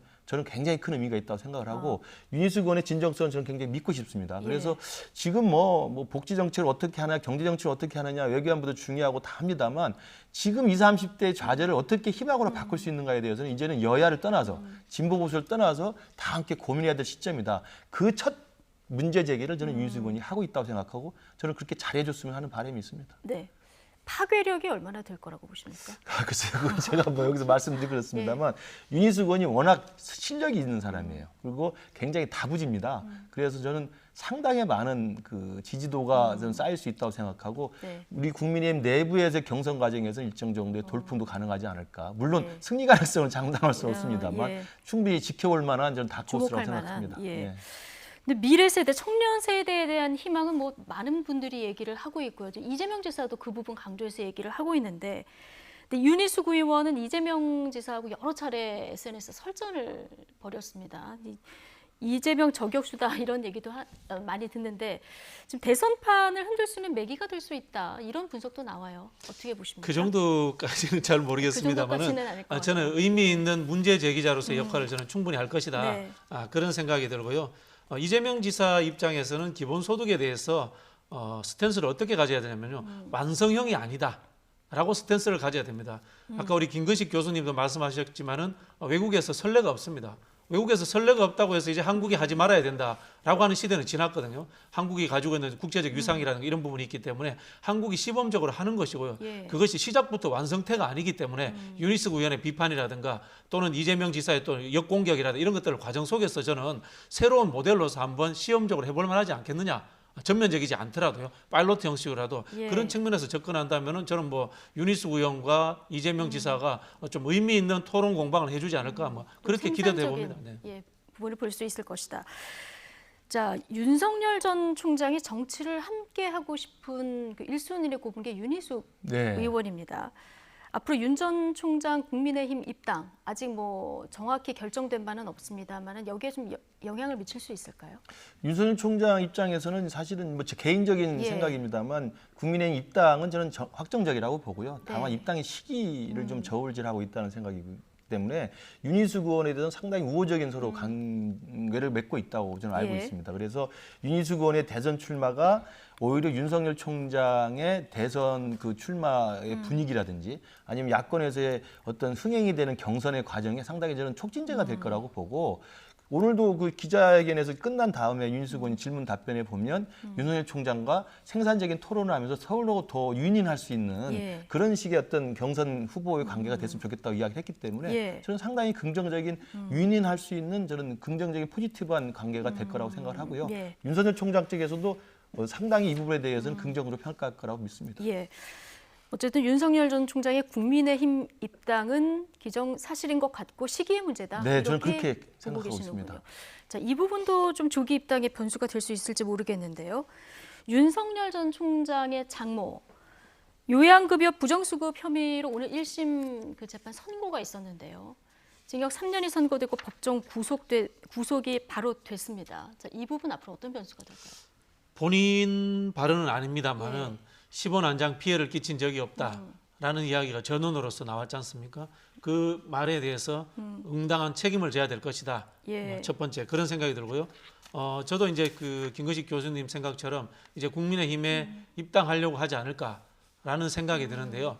이거는 좀 맥 빠진 입당인 것 같아요. 맥 빠진 입당. 과거에 이제 지지율이 확 치솟을 때 하는 입당이 아니고 방어를 해줄 울타리가 필요한 입당이 아닐까 뭐 이런 생각이 들고요. 그런 측면에서 입당을 하더라도 큰 시너지 효과는 내지 못할 것이다. 저는 그런 예상이 들고요. 예. 윤희숙 의원이 희망 섞인 반응으로 본인과 뭐 좋은 논쟁을 했으면 좋겠다 이런 이야기를 하셨는데 우리 윤석열 총장의 보여준 내용이 논쟁할 수준이 될지는 제가 좀 잘 모르겠습니다. 예. 그런 측면에서 차라리 윤희숙 의원이 이제까지 해왔듯이 이재명 지사와 계속 논쟁하는 게 좋지 않을까 뭐 그런 생각도 듭니다. 네. 자, 윤석열 전 총장은 법 적용에는 예외가 없다는 게 내 소신이다. 조금 전에 이런 공식 입장을 밝혔습니다. 자, 물론 이게 결혼 전 얘기이긴 합니다만은 처가 의혹 관련 리스크. 자, 이게 공정과 정의를 강조하는 기자회견을 얼마 전에 했기 때문에 네. 자, 이 부분이 앞으로 좀 리스크가 되지 않을까 싶기도 한데 어떻게 보십니까? 그러니까 충분히 이제 예상됐던 그리고 네. 우려하고 있었던 리스크 중에 하나가 이제 사실은 이제 드디어 공개가 된 거고요. 그러니까 오늘 선고에 다들 관심이 있었고 예. 예상 밖으로 법정 구속 실형 3년을 받았기 때문에 장모의 사실은 불법 행위가 이제 1심에서 인정이 된 거 아니겠습니까? 그러나 이제 바로 오늘 윤석열 총장의 입장에 나왔습니다만 법 적용에는 예외가 없다. 그러니까 내 가족이나 내 인척도 사실은 법 적용에는 예외가 없어야 된다는 입장을 정확히 예. 밝혔기 때문에 그리고 가장 중요한 건 국민들 입장에서는 그 장모에 대해서 그런 불법 행위를 했다고 하는 의혹 속에서 이제 그게 확정됐구나 하는 그런 부정적 인식이 좀 커질 수는 있지만 윤석열 총장하고 사전에 같이 공모하거나 개입하거나 사전에 인지하지 못했던 거 아니겠습니까? 그렇기 때문에 저는 이 부분은 예전에 이준석 당대표가 당대표 출마했을 때 비단 주머니 이야기했습니다만 네. 충분히 예상되는 비단 주머니가 있지 않습니까? 우리 장모의 삶과 나의 삶은 다른 삶이다. 그리고 장모의 삶 속에서도 불법 행위가 있고 비리가 있고 범죄가 있다는 건 단호히 그 예외가 없이 처벌받아야 된다는 입장을 가지고 있기 때문에 저는 이 부분을 어떻게 잘 정리하냐에 따라서는 오히려 전화위복이 될 수도 있지 않을까 생각합니다. 이 부분은 이준석 대표가 얘기한 비단 주머니 3개로 커버가 가능하다. 이렇게 비단 주머니를 제가 확인을 못했습니다만 그 중에 하나는 그게 아닐까 생각을 합니다. 알겠습니다. 자, 민주당에서는 지금 뭐 총공세가 시작됐습니다. 송영길 대표의 오늘 오전 이야기 잠깐 듣고 오시겠습니다. 검찰총장 사이라는 외피가 사라지자 제대로 된 기소가 되고 법적 정의가 밝혀진 것 같습니다. 자신의 부인과 또 장모와의 관계이기 때문에 사실상 경제 공동체 논리가 적용될 수도 있는데 그런 입장에서 더구나 대통령이 되시고자 한 분이기 때문에 윤석열 후보의 책임 있는 언급이 필요하다 이렇게 생각합니다. 검찰총장 외피가 사라지자 법적 정의가 밝혀졌다. 이 얘기하면서 지금 송영길 대표가 부인과 장모는 경제 공동체다라는 이런 논리가 가능하지 않을까 이 얘기를 했는데 어떻게 보십니까? 짐작입니다만은 예. 검사로서 장모가 저런 재판에 올라갔을 때 조언이라도 하지 않았을까요? 조언이라도 했을 예, 조언이라도 했을 것이다. 뭐 그런 생각이 들고요. 또 한편으로 보면 경제 공동체라는 부분에서 윤석열 총장의 원래 재산은 2천만 원에 불과했다. 그다음에 나머지 대부분은 처갓집 재산이다. 이렇게 예. 보통 알고 있지 않습니까? 이런 내용에서 지금 이 당 외곽에서 당인이 예. 아닌 상황에서 정치 활동을 하는 수는 비용은 또 누가 될까요? 이 부분도 저는 한번 생각해 봐야 될 필요가 있다고 생각합니다. 예. 그런 부분에서 이 장모나 처갓집 관련되는 의혹과 비리로부터 나는 완전히 떳떳하다라고 과연 이야기할 수 있을까? 이렇게 의문을 제기하는 것이고요. 또 한편으로 보면 제가 앞에서도 말씀드린 예. 것처럼 본인 입인지는 모르겠습니다만 10원 한 장 손해를 끼친 적이 없다라고 한 말 때문에 정진석 의원이 전했다가 정진석 의원이 예. 전했습니다만 그 말 때문에 비단 주머니 하나는 못에 바로 펑크가 나버린 게 아닌가 그런 생각이 듭니다. 예, 알겠습니다. 자, 어쨌든 지금 송영길 대표 말고도 추미애 전 장관도 그렇고 여권에서 이 경제 공동체 논리를 계속 들고 나오는데요. 자, 이 부분은 어떻게 보십니까? 그러니까 부인, 그러니까 배우자하고 예. 경제 공동체는 저는 이해가 된다고 네. 생각해요. 일상의 삶 속에서. 그러나 장모하고 어떻게 경제 공동체가 됩니까? 그건 일상적인 논리로도 저는 맞지 않다고 생각하고요. 예. 장모의 인생은 그 이전부터 있었던 것이고 결혼이 2012년인가 했지 않습니까?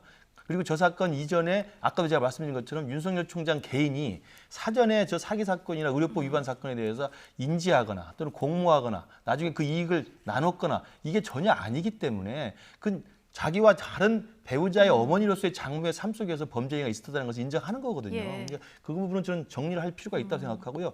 그러나 이제 경제공동체라는 그 논리로 배우자의 문제도 저는 지적할 수 있다고 생각하기 때문에 지금 김건희 씨 부인의 문제는 지금 수사 중이지 않습니까? 예. 그래서 수사 중인 이 사건에 대해서 이른바 이제 협찬사의 뭐 기획 문제가 어떻게 있는지 이 부분에 대해서 수사 결과가 나오고 재판 결과가 나와서 만약에 그 부분에 부정한 어떤 그 이익의 어떤 그 편취가 있었다고 한다면 그리고 그로 인해서 지금 있는 윤석열 총장의 재산의 부의 형성에 뭐 기여한 게 있다고 한다면 저는 그 비판은 달게 받아야 한다고 생각합니다만 장모의 문제에 대해서 경제공동체도 똑같이 연대 책임을 지라는 건 제가 볼 때 좀 과도한 주장이 아닌가 싶고요. 네. 이 부분에 대해서 이제 조국 장관도 어제 홍준표 대표의 어디 인터뷰를 공유하면서 홍준표 대표조차도 조국 수사에 대해서는 과잉이었다 이렇게 이야기를 하는데 저는 조국 전 장관은 다른 점이 뭐냐면 자기는 끝까지 잘못한 게 없다고 지금도 주장을 하고 있는 겁니다. 예. 그러나 부인은 지금 감옥에 들어가 있고 조국 전 장관도 지금 재판을 받는 중이고 지금 윤석열 총장은 본인이 재판을 받거나 부인이 어디 구속이 되거나 부인이 유죄 판결 받은 적은 없습니다. 그리고 윤석열 총장이 죄가 없다고 항변하고 있는 것도 아니에요. 예. 저는 그래서 그런 부분은 조국 전 장관의 케이스와는 좀 구분해서 볼 필요가 있다고 생각합니다. 네. 화요일에 윤석열 전 총장이 출마 선언을 했고 지금 처가 의혹들이 좀 불거지는 상황에서 앞으로 이제 검증이 본격적으로 진행될 것 같은데 자, 이런 상황에서 오늘 나온 한국갤럽의 차기 대선 주자 지지도 조사 결과를 한번 보실까요? 선호도입니다. 자, 윤석열 전 검찰총장이 25%, 이재명 지사가 24%, 그 뒤로 이제 이낙연, 최재형 감사원장이 4위로 올라왔군요. 자, 그런데 윤 전 총장 지지율을 전달하고 비교해보면 이게 4%포인트 정도 올라온 거고요. 이재명 지사는 제자리를 유지하는 이런 상황입니다.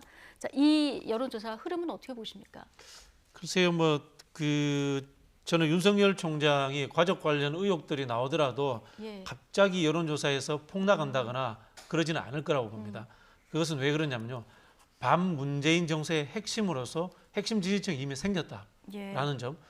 또 한편으로는 윤석열 총장에 관련되는 의혹들이 많이 나오기 때문에 이미 그 상황들을 짐작하고 지지가 모였기 때문에 갑자기 폭락하지는 않을 것이라고 봅니다. 예. 다만 확장성이라는 것은 굉장히 이제 저해될 수 있죠. 흔히 아는 비호감도는 굉장히 높아질 수 있다. 저는 이렇게 보여지고요. 한편으로 이 여론조사는 또 적절치 못한 측면들도 있습니다. 예. 정치인에 대한 선출직에 대한 여론조사는 가능하면 선호도보다는 적합도라는 것이 저는 맞다라고 생각을 합니다. 왜냐하면요. 그 직을 수행할 만큼의 능력이 있느냐, 도덕성이 있느냐 이런 걸로 판단을 해야 되지 선호도로 가면은 그냥 좋은 것이냐 이런 거 인지될 수 있기 때문에 저는 좀 이 여론조사에 대해서도 약간의 좀 의문을 좀 제기해 봅니다. 예. 자, 일단 이번 주는 출마에 대한 컨벤션 효과가 조금 있는 것 같긴 한데요. 앞으로 여러 가지 이제 의혹들이 불거질 수도 있고요. 이걸 잘 해명해서 대응을 잘할 수도 있습니다. 앞으로 이 여론 흐름 어떻게 될 거라고 전망하시는지? 제가 볼 때도 가장 중요한 게 국민의힘과의 관계 설정이 빨리 조기에 관계 정리가 설정. 돼야 됩니다. 예. 입당을 할지 말지. 입당한 다음에 국민의힘 경선 레이스에 본격적으로 뛰어들어서 정당인으로서의 모습을 보여주는 게 제일 필요하다고 보고요. 그다음에 처가와 관련된 거라든지 장모와 관련된 것은 사실은 충분히 애견되었던 그 내용들이기 때문에 그 부분에서는 원칙적 입장을 견지하면서 자기 스스로와 관계 속에서 공모하거나 개입한 적이 없고 사전 인지한 적이 없다는 점을 강조하면서 그러나 법 적용에는 애가 있기 때문에 대통령 후보의 배우자거나 대통령 후보의 장모라 하더라도 죄를 지었으면 당연히 처벌받아야 한다는 입장을 가지는 것이 오히려 윤석열 총장으로서는 전공법으로서 국민들한테 어필할 수 있다고 생각합니다. 예. 자, 여론조사를 조금 더 보시면 내년 대통령 이 정당 지지도부터 볼까요? 오늘 갤럽 여론조사인데요. 국민의힘이 2%포인트 올라서 32%. 갤럽 조사를 보시는 건데요. 더불어민주당 32%. 갤럽 조사에서 동률을 이룬 거 굉장히 오랜만인 상황일 것 같은데요. 또 하나까지 아예 보시죠. 내년 대통령 선거 결과 그 기대치, 국민들이 어떤 기대를 갖고 있는지 보면 현 정권 유지를 위해서 여당 후보가 당선되는 것이 좋겠다가 38%, 그리고 정권 교체를 위해서 야당 후보가 당선되는 것이 좋겠다가 49% 정도 나온 상황입니다. 자, 어떻게 보십니까? 지금 정당 지지율도 국민의힘이 최근에 좀 상승 흐름을 보고 있고요. 국민들이 보기에 여전히 정권 교체에 대한 열망이 조금 더 커 보이는데 어떻게 보십니까? 정권 말기에 다 이렇게 나옵니다. 정권 말기에는 다 이런 정권 거예요. 말기에 다 이렇게 나온다고 말씀드릴 수밖에 없고요. 교체 지수는 현직 대통령의 지지도하고 비슷하게 나옵니다. 늘 그래왔습니다. 그러면 과거에는 어떻겠습니까? 과거에는 예. 교체 지수가 훨씬 더 높았습니다. 높았음에도 불구하고 정권이 교체되지 않고 두 번 연속한 경우가 대한민국에서 많았지 않습니까? 그렇게 보셔야 될 것 같고요. 예. 또 한편으로 보면 우리나라가 이제 내각제가 아니지 않습니까? 예. 내각제라고 하면 보통 이제 우리 정당 정부라고 이야기합니다. 내각제는 정당 정부인데 우리는 내각제가 아니고 대통령 정부이기 때문에 예. 문재인 정부, 박근혜 정부 이렇게 이야기합니다. 그 이야기는 뭐냐면 국민들은 대통령이 같은 당내에서 바뀌더라도 1년의 정권 교체에 효과가 있다라고 인식하는 예. 측면이 있기 때문에 저는 민주당 입장에서 뭐 비관적인 상황은 아니다 이렇게 보여집니다. 이거 정권 말기에는 다 이 정도 흐름은 다 있었다. 네. 예. 자, 윤석열 전 총장 입당 시기만 남았다 말씀을 앞서 해주셨는데 지금 국민의힘 지지율도 좀 오르고 있고 정권 교체 여론이 조금 높은 상황. 자, 이게 윤석열 전 총장 입당을 좀 가시화시키는 계기가 될 수 있다고 그렇죠. 보십니까? 그러니까 제가 입당을 확신할 수밖에 없는 예. 이유는 뭐냐면 지금도 갤럽 조사에 나타나서 갤럽 조사는 굉장히 아시다시피 여론조사 굉장히 보수적이잖아요. 네. 그런데 정당 지지도가 벌써 32%로 국정농단 1위 최고치를 찍고 있고 윤석열 후보가 올랐다고 하는데 25%입니다. 그러면 윤석열 후보 개인의 지지도보다 정당 지지도가 더 높아요. 이게 같이 맞물려 간다 이렇게 보시는 거예요? 당연하죠. 그러니까 정당 지지도가 지금 윤석열 후보의 개인 지지도 높은 상황인데 왜 그 정당을 선택하지 않습니까? 밖에 있어서 뭘 더 모아보겠다는 것입니까? 예. 그래서 저는 윤석열 총장께서 주위의 참모들과의 의견을 빨리 정리를 하셔서 지금 국정농단 이후에 가장 높은 야당으로서 그리고 정권 교체에 대한 희망과 신뢰를 가장 많이 받고 있는 정당에 대해서 그냥 쿨하게 들어와서 경선 레이스를 펼쳐서 정말 쿨하게 승리하시는 것이 가장 저는 전공법이다. 이 부분에 대해서는 더 이상 좌고면할 필요가 없다 생각합니다. 예. 자, 이번 주 정치 슈퍼위크다 이런 얘기 했었는데 오늘 금요일 이슈까지 두 분과 함께 짚어봤습니다. 박진영 대구 가톨릭대 특임 교수 그리고 김근식 경남대 정치외교학과 교수 두 분과 이야기 나눠봤습니다. 고맙습니다.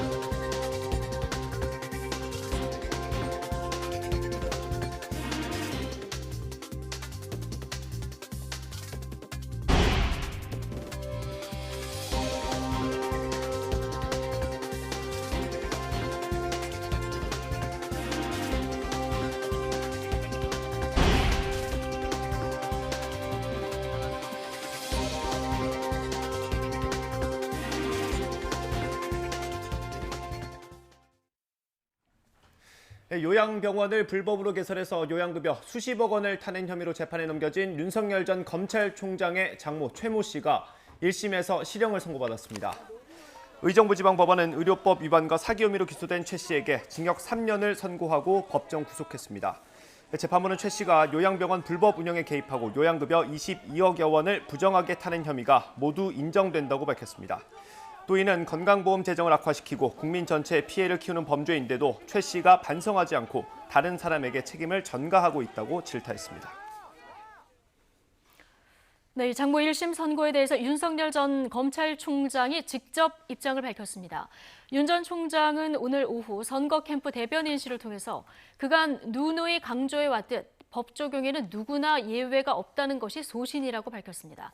앞서 캠프 측은 오늘 장모 최 씨의 선고와 관련해서 최 씨의 법률 대리인이 대응할 거라면서 입장을 내지 않았지만 파장이 커지자 윤 전 총장 본인이 직접 입장을 낸 것으로 보입니다. 윤 전 총장은 지난달 29일 대선 출마 선언 당시에도 친인척을 포함해 누구든 수사와 재판, 법 적용에서는 예외가 없어야 한다는 뜻을 밝힌 바 있습니다. 코로나19 신규 환자가 800명이 넘어서 거의 6개월 만에 최대치를 기록했습니다. 중앙방역대책본부는 오늘 0시 기준 국내 확진자가 826명이 추가돼서 누적 15만 8,549명이라고 밝혔습니다. 지역 발생은 765명으로 수도권에서만 619명이 확진됐습니다. 해외 유입도 61명으로 급증해서 지난해 7월 25일 86명 이후 역대 두 번째를 기록했습니다. 숨진 사람은 3명이 늘어서 국내 사망 누적은 2,024명에 달합니다. 민주노총이 예고한 서울 도심 대규모 집회가 하루 앞으로 다가온 가운데 김부겸 국무총리가 직접 집회 자제를 촉구하는 담화문을 발표합니다. 김 총리는 오늘 오후 2시 정부 서울청사에서 코로나19 방역을 위해서 대규모 집회를 자제해달라고 촉구하는 담화문을 낼 예정입니다. 담화문에는 최근 수도권 코로나19 확산 상황이 변이 바이러스 탓에 과거와는 분명 다르다는 점과 이런 이유로 민주노총의 재차 집회 철회를 촉구하는 내용이 담길 것으로 보입니다. 앞서 김 총리는 집회 자제를 촉구하기 위해서 민주노총 사무실을 방문했지만 위원장 면담을 거부당했습니다. 미국에서 델타 변이가 갈수록 확산하면서 백악관이 델타 변이에 대응하기 위한 대응팀을 가동하겠다고 발표했습니다. 네, 미국에서 최근 6개월 동안의 사망자는 거의 대부분이 백신을 맞지 않은 사람으로 나타났습니다. 김원배 기자가 보도합니다. 미국에서 코로나19 신규 확진자의 26%는 델타 변이로 추정된다고 미국 질병통제예방센터 CDC가 밝혔습니다. 약 한 달 만에 배 이상 증가한 것입니다. CDC는 앞으로 몇 주 안에 델타 변이 감염자가 대부분을 차지하게 될 것으로 예상했습니다. As the Delta variant continues to spread across the country, we expect to see increased transmissions in these communities unless we can vaccinate more people now. 백악관은 백신 접종이 저조한 지역의 델타 변이 확산에 대응하기 위해 대응팀을 운영하기로 했습니다. We're intensifying our efforts to help states prevent, detect, and respond to hotspots among the unvaccinated by mobilizing COVID-19 surge response teams. CDC는 미국에서 최근 6개월 동안의 코로나19 사망자 가운데 99.5%는 백신을 맞지 않은 사람들이라고 밝혔습니다. 결국 백신 접종률을 높이는 것이 관건인 셈입니다. 미국에서는 성인 3명 가운데 2명은 최소한 한 번이라도 백신을 맞았지만 일부 주에서는 이에 미치지 못하는 실정입니다. 이에 따라 미국에서는 2개의 미국, 즉 델타 변이의 안전한 지역과 그렇지 않은 지역으로 나뉠 거라는 전망까지 나오고 있습니다. YTN 김원배입니다.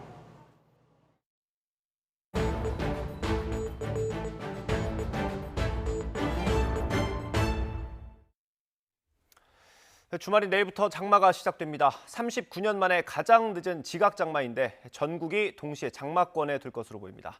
특히 내일과 모레 사이 최고 150mm 이상의 국지성 호우가 쏟아질 전망이어서 피해도 우려됩니다. 취재기자 연결해서 자세히 알아보겠습니다. 정혜윤 기자. 네, 정혜윤입니다. 네, 일단 비가 언제 어디부터 오는지 전해주시죠. 네, 장맛비는 주말인 내일 오전 제주도부터 시작되겠습니다. 오후에는 남부지방 그리고 밤에는 중부지방으로 확대할 것으로 보입니다. 주말과 휴일 최고 150mm의 국지성 호우가 예상되는 지역은 중부지방인데요. 취약 시간대인 내일 밤부터 모레 오전 사이 강한 비가 집중될 가능성이 큽니다. 기상청은 시간당 50mm 이상의 폭우가 쏟아질 것으로 예보했습니다. 산간, 계곡, 더지대에서는 침수와 범람 등의 우려가 크고 도심 내 소하천 산책로 주변에서도 안전사고를 주의해야 합니다. 네, 이번이 지각 장마라고들 하는데 얼마나 늦은 겁니까? 네, 보통 여름 장마는 제주도는 6월 19일, 중부와 남부지방도 6월 하순쯤 시작합니다. 장마 시작이 7월로 늦춰지는 건 무척 이례적이고 특히 제주도의 장마가 이번처럼 7월에 시작하는 건 1982년 이후 39년 만에 처음입니다. 또 이번 장마는 중부와 남부, 제주도까지 전국에서 같은 날 시작하는 동시 장마라는 특징도 있습니다. 동시 장마는 지난 2019년 이후 2년 만입니다. 네, 그럼 내일과 모레 이후의 장마 전설 움직임은 어떻습니까? 네, 늦게 시작한 장마지만 당분간은 비가 자주 그리고 많이 내릴 것으로 보입니다. 북태평양 고기압이 확장하면서 장마 전선이 남해안과 내륙을 계속 오르내리기 때문인데요. 다음 주 월요일부터는 장마 전선이 주로 남해안과 제주도에 영향을 주겠습니다. 하지만 수요일에는 충청 지방까지 올라오겠고 목요일에는 전국에 장맛비가 내릴 것으로 보입니다. 기상청은 이번 장마가 야행성, 게릴라성 호우를 동반할 가능성이 크다고 예보하고 주의와 대비를 당부했습니다. 지금까지 YTN 정혜윤입니다. 네, 우리나라도 더위가 시작됐습니다만 미국과 캐나다, 서부 등 북미 지역에는 기록적인 폭염이 덮쳐서 수백 명이 사망했습니다. 네, 많은 지역에 폭염 경보가 내려진 가운데 산불 피해까지 잇따르고 있습니다. 취재기자 연결해 보겠습니다. 김태영 기자. 네, 국제부입니다. 네, 폭염의 허덕이는 캐나다에서 산불까지 났다고요? 네, 현지 시간 1일 캐나다 브리티시 컬럼비아주 밴쿠버에서 150km쯤 떨어진 리턴 마을에서 큰 산불이 났습니다. 로이터와 BBC는 리턴 마을의 90%가 불탔다고 전했습니다. 갑자기 나타난 불길은 폭염으로 숲이 바짝 건조해진 데다가 강풍이 불면서 빠르게 번져 당국의 대피 명령이 나오기도 전에 마을을 집어삼켰습니다. 주민 250명은 긴급히 대피에 나섰습니다. 자연 발화 가능성에 무게가 실린 가운데 소방 당국은 정확한 화재 원인을 조사 중입니다. 리턴 마을은 최근 낮 최고 기온이 영상 50도에 육박했던 곳입니다. 29일 49.5도를 기록하며 캐나다 사상 최고 기온을 사흘 연속 경신했습니다. 이번 산불은 태평양 북서부에 닥친 폭염이 정점을 찍었다는 관측이 나온 순간에 발생했습니다. 캐나다 서부 지역은 예년과 달리 연일 이상 고온이 이어지고 있다고요? 네, 바로 캐나다의 브리티시 컬럼비아주인데요. 이곳은 이맘때 평균 기온이 25, 6도 정도이고 한여름이라고 해도 28도에서 30도 정도였다고 합니다. 그런데 최근 연일 불볕 더위에 시달렸고 6월 30일 기온은 최고 49.6도까지 치솟기도 했습니다. 이은경 YTN 밴쿠버 리포터는 20년간의 이민 생활 동안 한 번도 경험해보지 못한 폭염이라고 말했습니다. 직접 들어보겠습니다. 오히려 여름에 28도, 30도까지 올라가더라도 나무 그늘에 들어가면 서늘한 느낌이 들어서 에어컨이 집에 있을 이유가 없었던 지역입니다. 그런데 이번 폭염으로 인해서 이 사람들이 포터블 작은 에어컨을 구입하려고 하고 선풍기를 구입하는 그런 난리 아닌 난리를 겪었는데요. 네, 인명 피해도 심각해지고 있습니다. 스티브 에디슨 밴쿠버 경찰 대변인은 성명에서 밴쿠버는 이런 폭염을 겪은 적이 없으며 불행히도 수십 명이 이 때문에 목숨을 잃고 있다고 말했습니다. 네, 폭염 상황이 굉장히 심각해 보이는데 특히 사망자가 너무 많은 것 같습니다. 네, 밴쿠버가 있는 캐나다 브리티시 컬럼비아 주에서만 지난 며칠 동안 300명 넘게 숨진 것으로 추정이 되고 있습니다. 지난 25일부터 30일까지 이 주에서 보고된 사망자가 486명으로 집계됐습니다.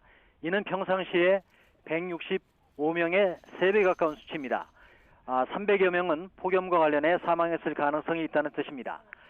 브리티시 컬럼비아주의 수석 검시관은 폭염 관련 사망자 수를 정확히 말하기는 어렵지만 극심한 더위로 인한 사망이 현저히 증가한 것으로 보인다고 말했습니다.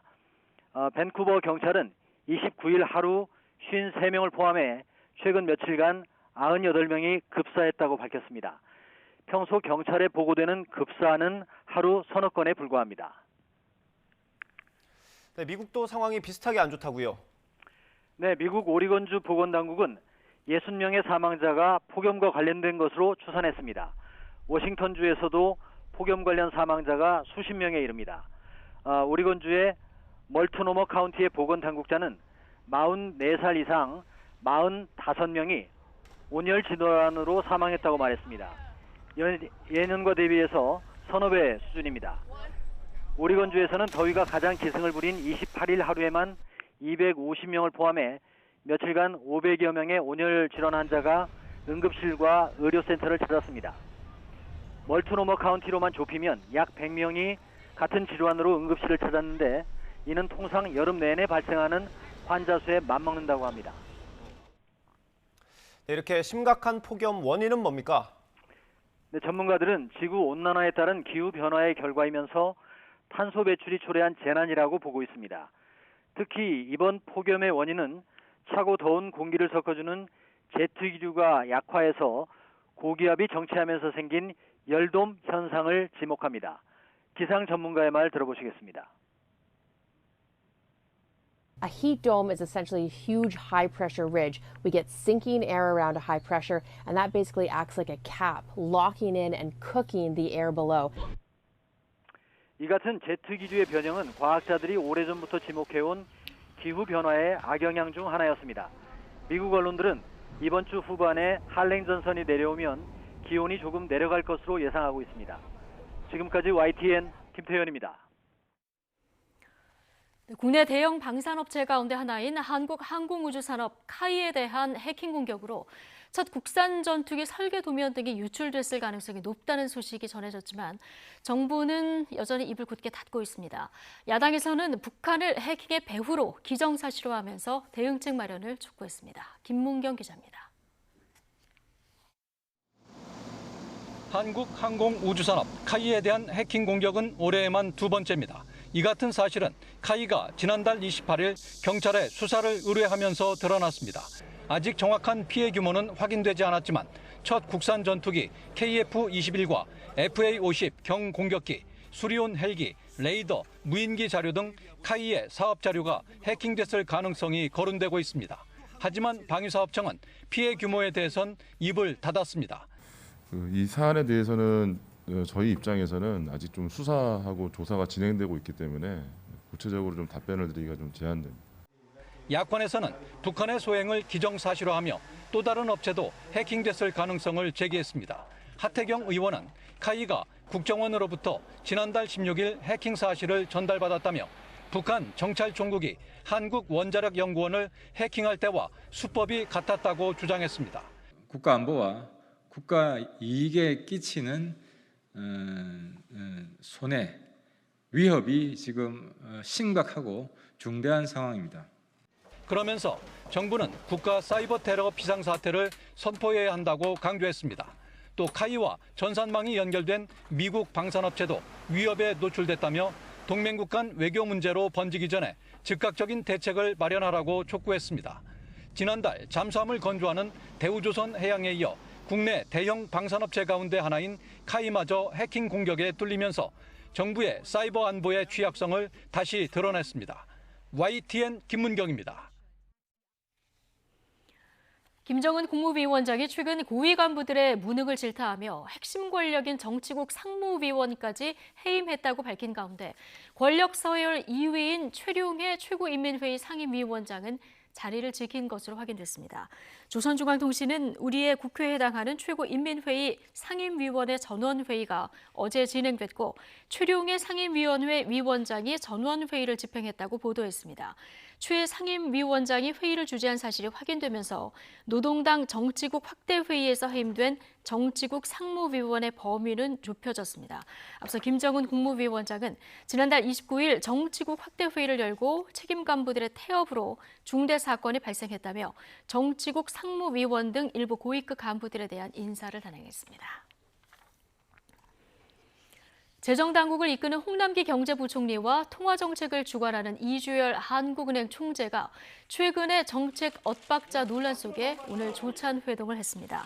홍 부총리와 이 총재는 최근 우리 경제가 빠른 회복세지만 부문별로 회복 속도가 불균등하고 또 금융 불균형 등의 잠재적 위험 요소도 함께 있다는 데 의견을 같이 한 것으로 전해졌습니다.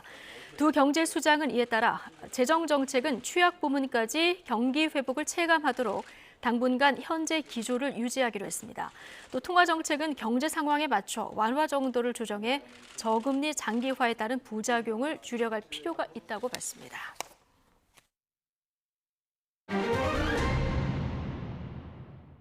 경남 남해에서 중학생 딸을 때리고 학대해서 숨지게 한 혐의로 의붓 엄마가 검찰로 송치됐습니다. 경찰은 2년 넘게 학대가 지속된 점과 사망할 줄 알면서도 때린 점을 종합적으로 판단해 아동학대 살해죄, 이른바 정인이법을 처음으로 적용했습니다. 자, 이 사건 취재한 기자 연결해서 자세한 내용 들어보겠습니다. 오태인 기자. 네, 경남취재본부입니다. 예, 자 구속 이후에 경찰 추가 수사에서 결국 오래전부터 학대가 있었던 것으로 밝혀졌는데 이 학대 언제부터 있었던 겁니까? 네, 경찰 수사 결과 계모 A씨는 2년 전부터 학대를 했던 것으로 드러났습니다. 숨진 여학생은 13살인데 초등학교 5학년부터 상습적인 학대와 폭행이 있었던 겁니다. 특히 A씨가 남편과 별거를 시작한 지난 3월 이후 학대와 폭행 강도가 더 세진 것으로 조사됐습니다. 여중생을 숨지게 한 당일이죠. 부부는 이혼 서류를 접수했는데 양육 문제 등을 두고 다퉜고 A씨는 이후 집에 돌아와서는 분풀이하듯 때린 것으로 나타났습니다. 숨진 여학생에 대한 1차 부검 결과 장기 손상으로 인한 사망에 이르렀다는 것이 경찰 판단입니다. 경찰은 폭행 당시 손과 발로 마구 때리고 심지어 밟기까지 했다는 계모 진술을 확보했습니다. 숨진 여학생은 숨지기 며칠 전 또 다른 학대를 당해 배에 물이 차는 등 건강에 문제가 있었던 것으로 드러났습니다. 경찰은 계모 A씨가 이를 알고도 때린 만큼 미필적 고의에 의한 살인 의도가 있었던 것으로 보고 있습니다. 누나가 폭행당해 숨지는 동안 남동생 2명은 거실에서 폭행 과정 대부분을 지켜봤던 것으로 드러났습니다. 경찰은 지난 2월 신설된 아동학대 살인죄, 이른바 정인이법을 전국에서 처음 적용해 검찰에 넘겼습니다. 예, 자 아동학대 살인죄의 첫 적용, 말씀하신 대로 이게 정인이 사건 이후에 만들어진 법인데 얼마나 강화가 된 법인지 설명을 좀 해주시죠. 네, 아동학대 살해죄는 입양한 부모에게 학대당해 숨진 정인이 사건 이후 새로 만들어진 법입니다. 아동을 학대하고 살해한 후 사형이나 무기징역 또는 7년 이상의 징역에 처해도록 하는 건데요. 무기징역 또는 5년 이상 징역형에 처하도록 한 아동학대 치사죄보다 처벌을 강화한 겁니다. 또 5년 이상의 징역형에 처하는 살인죄보다 법정형이 더 무겁습니다. 경찰 기소에서 아동학대 살해죄가 유지되면 계모 A씨는 무거운 처벌을 피하기 힘들 것으로 보입니다. 예. 그런데 이 정도 학대가 있었다면 주위에서 알았을 법도 한데 학교에서 받은 정서행동 특성 검사에서도 별다른 문제가 없었다면서요? 네, 그렇습니다. 숨진 여중생은 1학년으로 한 학기를 다니는 동안 정서행동 특성 검사를 받았습니다. 정서행동 특성 검사는 초등학교 1학년과 4학년, 중학교와 고등학교 1학년을 대상으로 하는데요. 60여 문항으로 여중생 기준으로 33점에서 38점을 받으면 일반 관리군으로, 39점 이상이면 우선 관리군으로 분류됩니다. 각 학년과 성별에 따라 기준은 다른데 여중생은 검사에서 10점대 아래 점수를 받아 정서와 행동에 문제가 없는 것으로 나왔습니다. 하지만 여중생은 2년이 넘도록 학대를 받은 것으로 조사되면서 학생들 정서와 행동이 건강한가를 확인하는 검사가 무용지물이 된 셈입니다. 해당 검사는 학생들의 솔직한 답변에 바탕을 두고 있는데 숨기거나 감추면 신뢰도 등이 떨어지는 지적이 나왔습니다. 경남교육청도 이런 한계를 알고 대책을 내놓겠다고 밝혔는데요. 다시는 이런 사건이 없도록 학교는 물론 사회 전반적인 관심과 대책 마련이 필요해 보입니다. 지금까지 경남취재본부에서 YTN 오태인입니다. 오는 23일 도쿄올림픽 개막을 앞두고 해외 선수단이 일본에 속속 입국하고 있습니다. 교도통신 등 일본 언론들은 어제 하루 미국과 독일, 아일랜드 등에서 일부 종목 선수단 약 130명이 입국하는 등 오는 4일까지 약 400명이 들어올 예정이라고 보도했습니다. 이들은 오는 13일에 개장하는 올림픽 선수촌에 들어가기 전 일본 국내 사전 합숙지에서 적응 기간을 가질 예정입니다. 일본 정부는 어제 입국한 선수단 중에 감염이 확인된 사례는 없었다고 밝혔습니다. 도쿄의 코로나19 감염 상황이 다시 악화하면서 일부 올림픽 경기를 무관중으로 여는 방안이 부상하고 있다고 요미우리 신문이 보도했습니다. 이 신문은 일본 정부와 올림픽 조직위원회 등이 대형 경기장이나 야간에 열리는 경기 일부를 무관중으로 진행하는 방안을 협의하고 있다고 전했습니다. 이에 따라 오늘 6일로 예정된 개폐식과 축구, 야구 등 7개 경기의 입장권 재추첨 결과 발표도 일단 연기됐습니다. 도쿄올림픽에서는 개폐식과 18개 종목의 경기가 밤 9시 이후까지 이어질 예정입니다. 도쿄에서는 어제까지 이틀 연속 700명 안팎의 신규 확진자가 나와서 감염자 수를 기준으로 할 때 긴급사태 발령 기준인 500명을 넘어섰습니다. 오는 3일 로마에서 열릴 예정인 잉글랜드와 우크라이나의 유로 2020 8강전을 앞두고 이탈리아에 비상이 걸렸습니다. 델타 변이 바이러스 유입을 우려하는 이탈리아는 영국 축구 팬들에 대한 방역에 신경을 곤두세우고 있습니다. 김진호 기자의 보도입니다. 하루 2만 명 이상의 신규 확진자가 연일 발생하고 있는 영국의 축구 팬들이 몰려온다. 이탈리아 방역 당국이 긴장할 수밖에 없는 이유입니다. 지난달 18일 런던에서 열린 스코틀랜드와 잉글랜드 간 축구 경기를 응원하러 갔던 스코틀랜드 팬 수만 명 가운데 1,300명이 코로나19 양성 판정을 받은 선례가 있기 때문입니다. 열광적이기로 유명한 영국 축구 팬들은 이미 흥분 상태입니다. I am over the moon. I can't wait. It's gonna be so much fun. 이탈리아는 지난달 21일부터 시행 중인 영국발 입국자에 대한 5일간의 의무 격리를 예외 없이 엄격하게 적용하고 격리 위반 단속을 강화한다는 방침입니다. We will check them at the border our police borders are going to be very strict on these. 입국 전 48시간 이내에 시행한 코로나19 검사의 음성 확인증도 요구합니다. 하지만 이를 감수하고서라도 입국하려는 영국 축구 팬들이 많을 것으로 예상되는 가운데 이들이 격리 의무를 제대로 지키지 않을 경우 얼마나 실효성이 있겠느냐는 지적도 나옵니다. Non credo che la rispetteranno perché insomma sono molto calorosi, però spero di no. Io la mascherina c'è, il divisorio c'è, ma spero di portarti i clienti piuttosto che loro. Non per razzismo, ma per salute. 전문가들도 이번 8강전이 이탈리아 내 바이러스 확산의 새로운 촉매제가 될 가능성을 경고하고 있습니다. 영국 정부 역시 자국 축구 팬들에게 로마 원정 응원을 가지 말라고 당부하고 있습니다. 7만 명 수용 규모인 로마 스타디오 올림피코는 방역 규정에 따라 입장 허용 인원이 16,000명으로 제한되고 이 가운데 잉글랜드에 할당된 입장권은 2,500여 장 정도인 것으로 알려졌습니다. YTN 김진호입니다.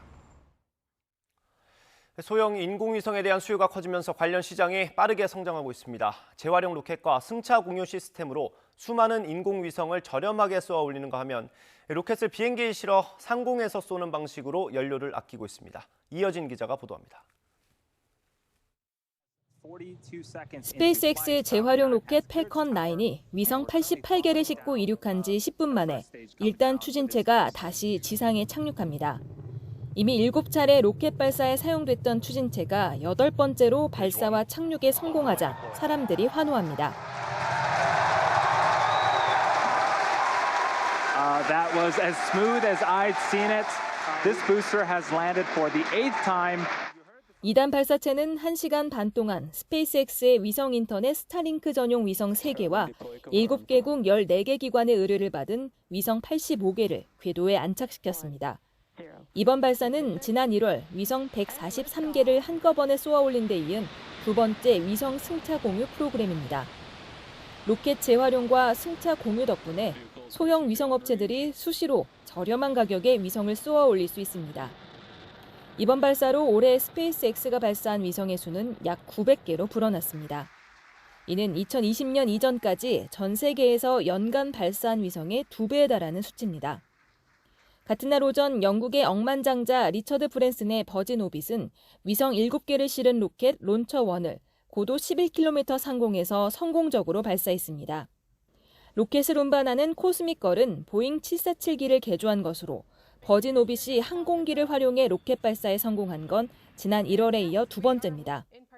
로켓 공중 발사는 지상 발사보다 연료가 덜 들고 활주로가 있으면 어디서든 발사할 수 있어 장소나 날씨에 큰 구애를 받지 않는다는 게 장점입니다. We're really the only company in the world that can go from anywhere in the world at a moment's notice to any orbit. 버진 오빗은 올해 한 차례 더 발사하고 내년에는 6차례 발사를 계획하고 있습니다. YTN 이어진입니다. 미 항공우주국 나사의 우주비행사 시험을 1등으로 통과했지만 여자라는 이유로 비행사로 뽑히지 못했던 미국인 여성이 60여 년 만에 억만장자 제프 베이조스와 함께 우주여행에 나섭니다. 베이조스가 소유한 우주 탐사 기업 블루 오리진은 현지 시각 1일 여성이라는 이유로 우주비행사가 되지 못한 82살 월리 펑크 씨가 오는 20일로 예정된 우주여행에 명예 승객으로 탑승하게 됐다고 밝혔습니다. 펑크는 1960년대 초 나사의 우주비행사 시험을 통과한 13명의 이른바 머큐리 여성 가운데 한 명이었지만 여성이라는 이유로 실제 우주에 가지는 못했습니다.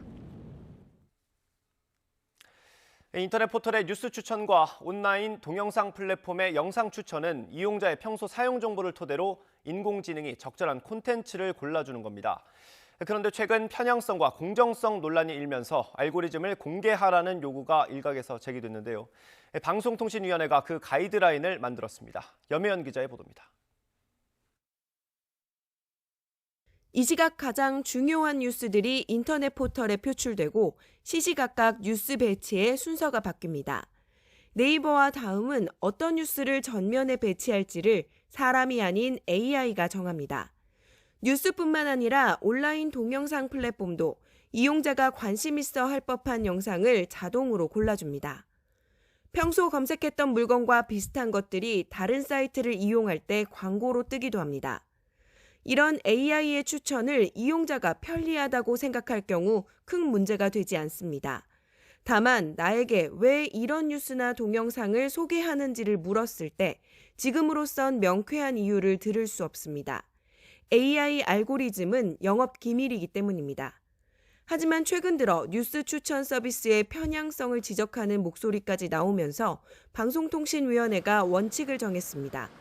편향적 차별적 제공 방지와 이용자 권익 보장을 위해 기본 원칙을 제정하게 되었습니다. 특히 이용자 선택권 보장을 규범한 것은 세계적으로도 가장 앞선 조치로 평가할 수 있습니다. 서비스 제공자는 이용자에게 현재 AI 추천 시스템이 작동 중이라고 알려야 하고 추천에 사용되는 소비와 검색 이력 등 주요 사항을 공개해야 합니다. 이와 함께 추천의 근거가 되는 항목은 이용자가 선택과 변경이 가능하도록 했습니다. 다만 이런 조치는 현재로서는 구속력이 없는 권고 수준입니다. 유럽연합의 경우 지난 2016년 이용자에게 설명을 요구할 권리를 줘 알고리즘에 대한 의문을 제기할 경우 기관이 답을 하도록 했습니다.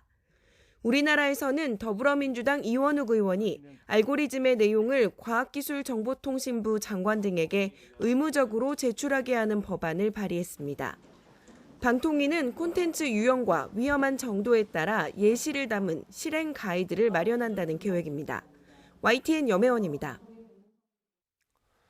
영화 발신 제한이 열흘 만에 50만 관객을 돌파하며 올해 개봉한 한국 영화 가운데 흥행 1위에 올랐습니다.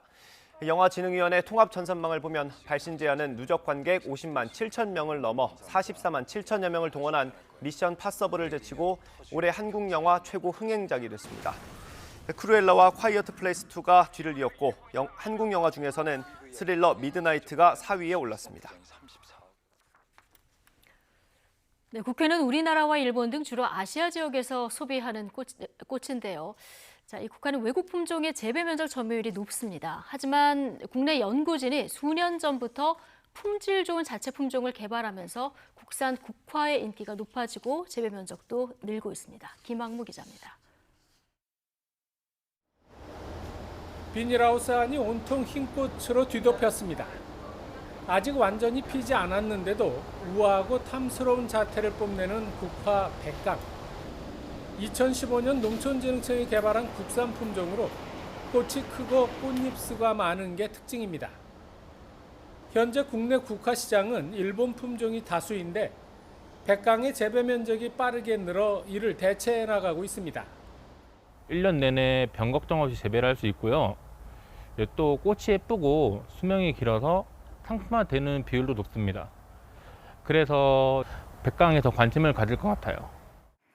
국화를 주로 소비하는 화훼 중도매인과 화환업체들도 백강의 상품성을 인정하고 있습니다.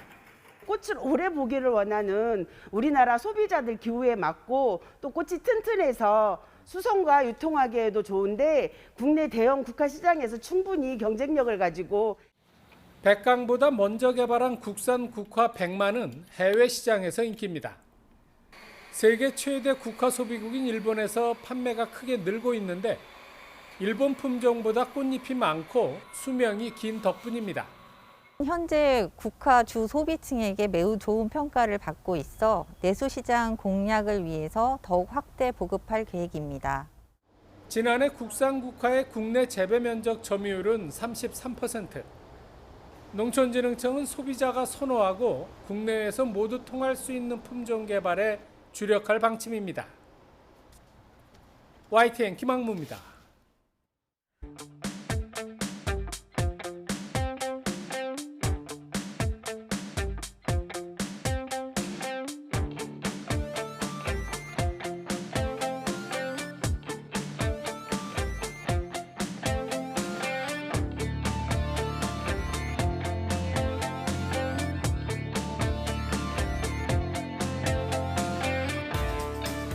Dojmy boli zaujímavé dnes, keď sme štartovali, že sme tam prišli ešte za tmy, no a za brieženia sme to vytiahli na plochu.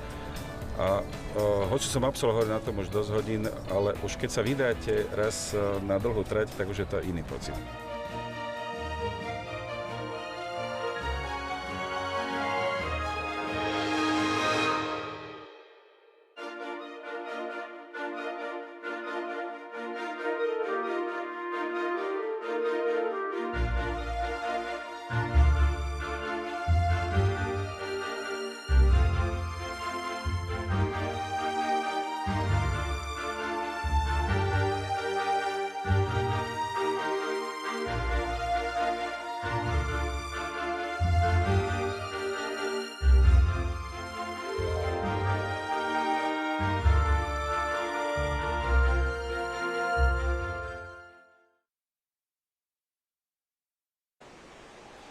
장마를 앞두고 날이 무척 무덥습니다. 강한 볕이 기온을 크게 끌어올린 데다 습도까지 높아서 조금만 움직여도 땀이 날 정도인데요. 이틀째 서울 등 수도권과 전남 곳곳으로 폭염주의보가 발효 중인 가운데 현재 서울 기온 30도까지 올랐습니다. 전북 전주시 완산구의 기온은 32.4도까지 치솟으면서 전국에서 가장 더운데요. 더위로 인해 건강 잃지 않도록 옷차림 시원하게 해주시고요. 수분 섭취도 틈틈이 해주시기 바랍니다. 오늘도 서쪽 지역은 33도 안팎의 무더위가 이어집니다. 서울과 대전, 광주의 낮 기온 32도까지 오르겠고요. 동풍의 영향을 받는 동해안 지역은 강릉과 포항이 25도에 머물며 상대적으로 선선하겠습니다. 낮 동안 기온이 크게 치솟으며 내륙 곳곳에 또 소나기가 지나겠습니다. 오늘 오후부터 저녁 사이 수도권과 강원, 충청과 호남 지역에 천둥, 번개를 동반한 5에서 40mm의 소나기가 예상됩니다. 우산을 챙겨 다니시기 바랍니다. 주말인 내일부터는 지각장마가 시작됩니다. 전국이 동시에 장마권에 들겠고 고온다습한 수증기로 인해 시작부터 양이 무척 많겠는데요. 휴일까지 중부와 호남, 남해안과 제주도에 많게는 150mm 이상, 그 밖의 지방에도 최고 80mm의 비가 내리겠습니다. 특히 주말 밤부터 휴일 오전 사이 중부지방을 중심으로 시간당 50mm 이상의 국지성 호우가 쏟아지는 곳이 있겠습니다. 또 해안가에는 최대 순간 풍속 초속 20m 안팎의 강풍이 몰아칠 것으로 보이니까요. 비바람으로 인한 피해가 발생하지 않도록 대비를 철저하게 해주시기 바랍니다. 지금까지 청계천에서 YTN 홍나실입니다. 네, 금요일 뉴스 애니시 마치겠습니다. 잠시 뒤 더 뉴스가 이어집니다. 함께해 주신 여러분 고맙습니다.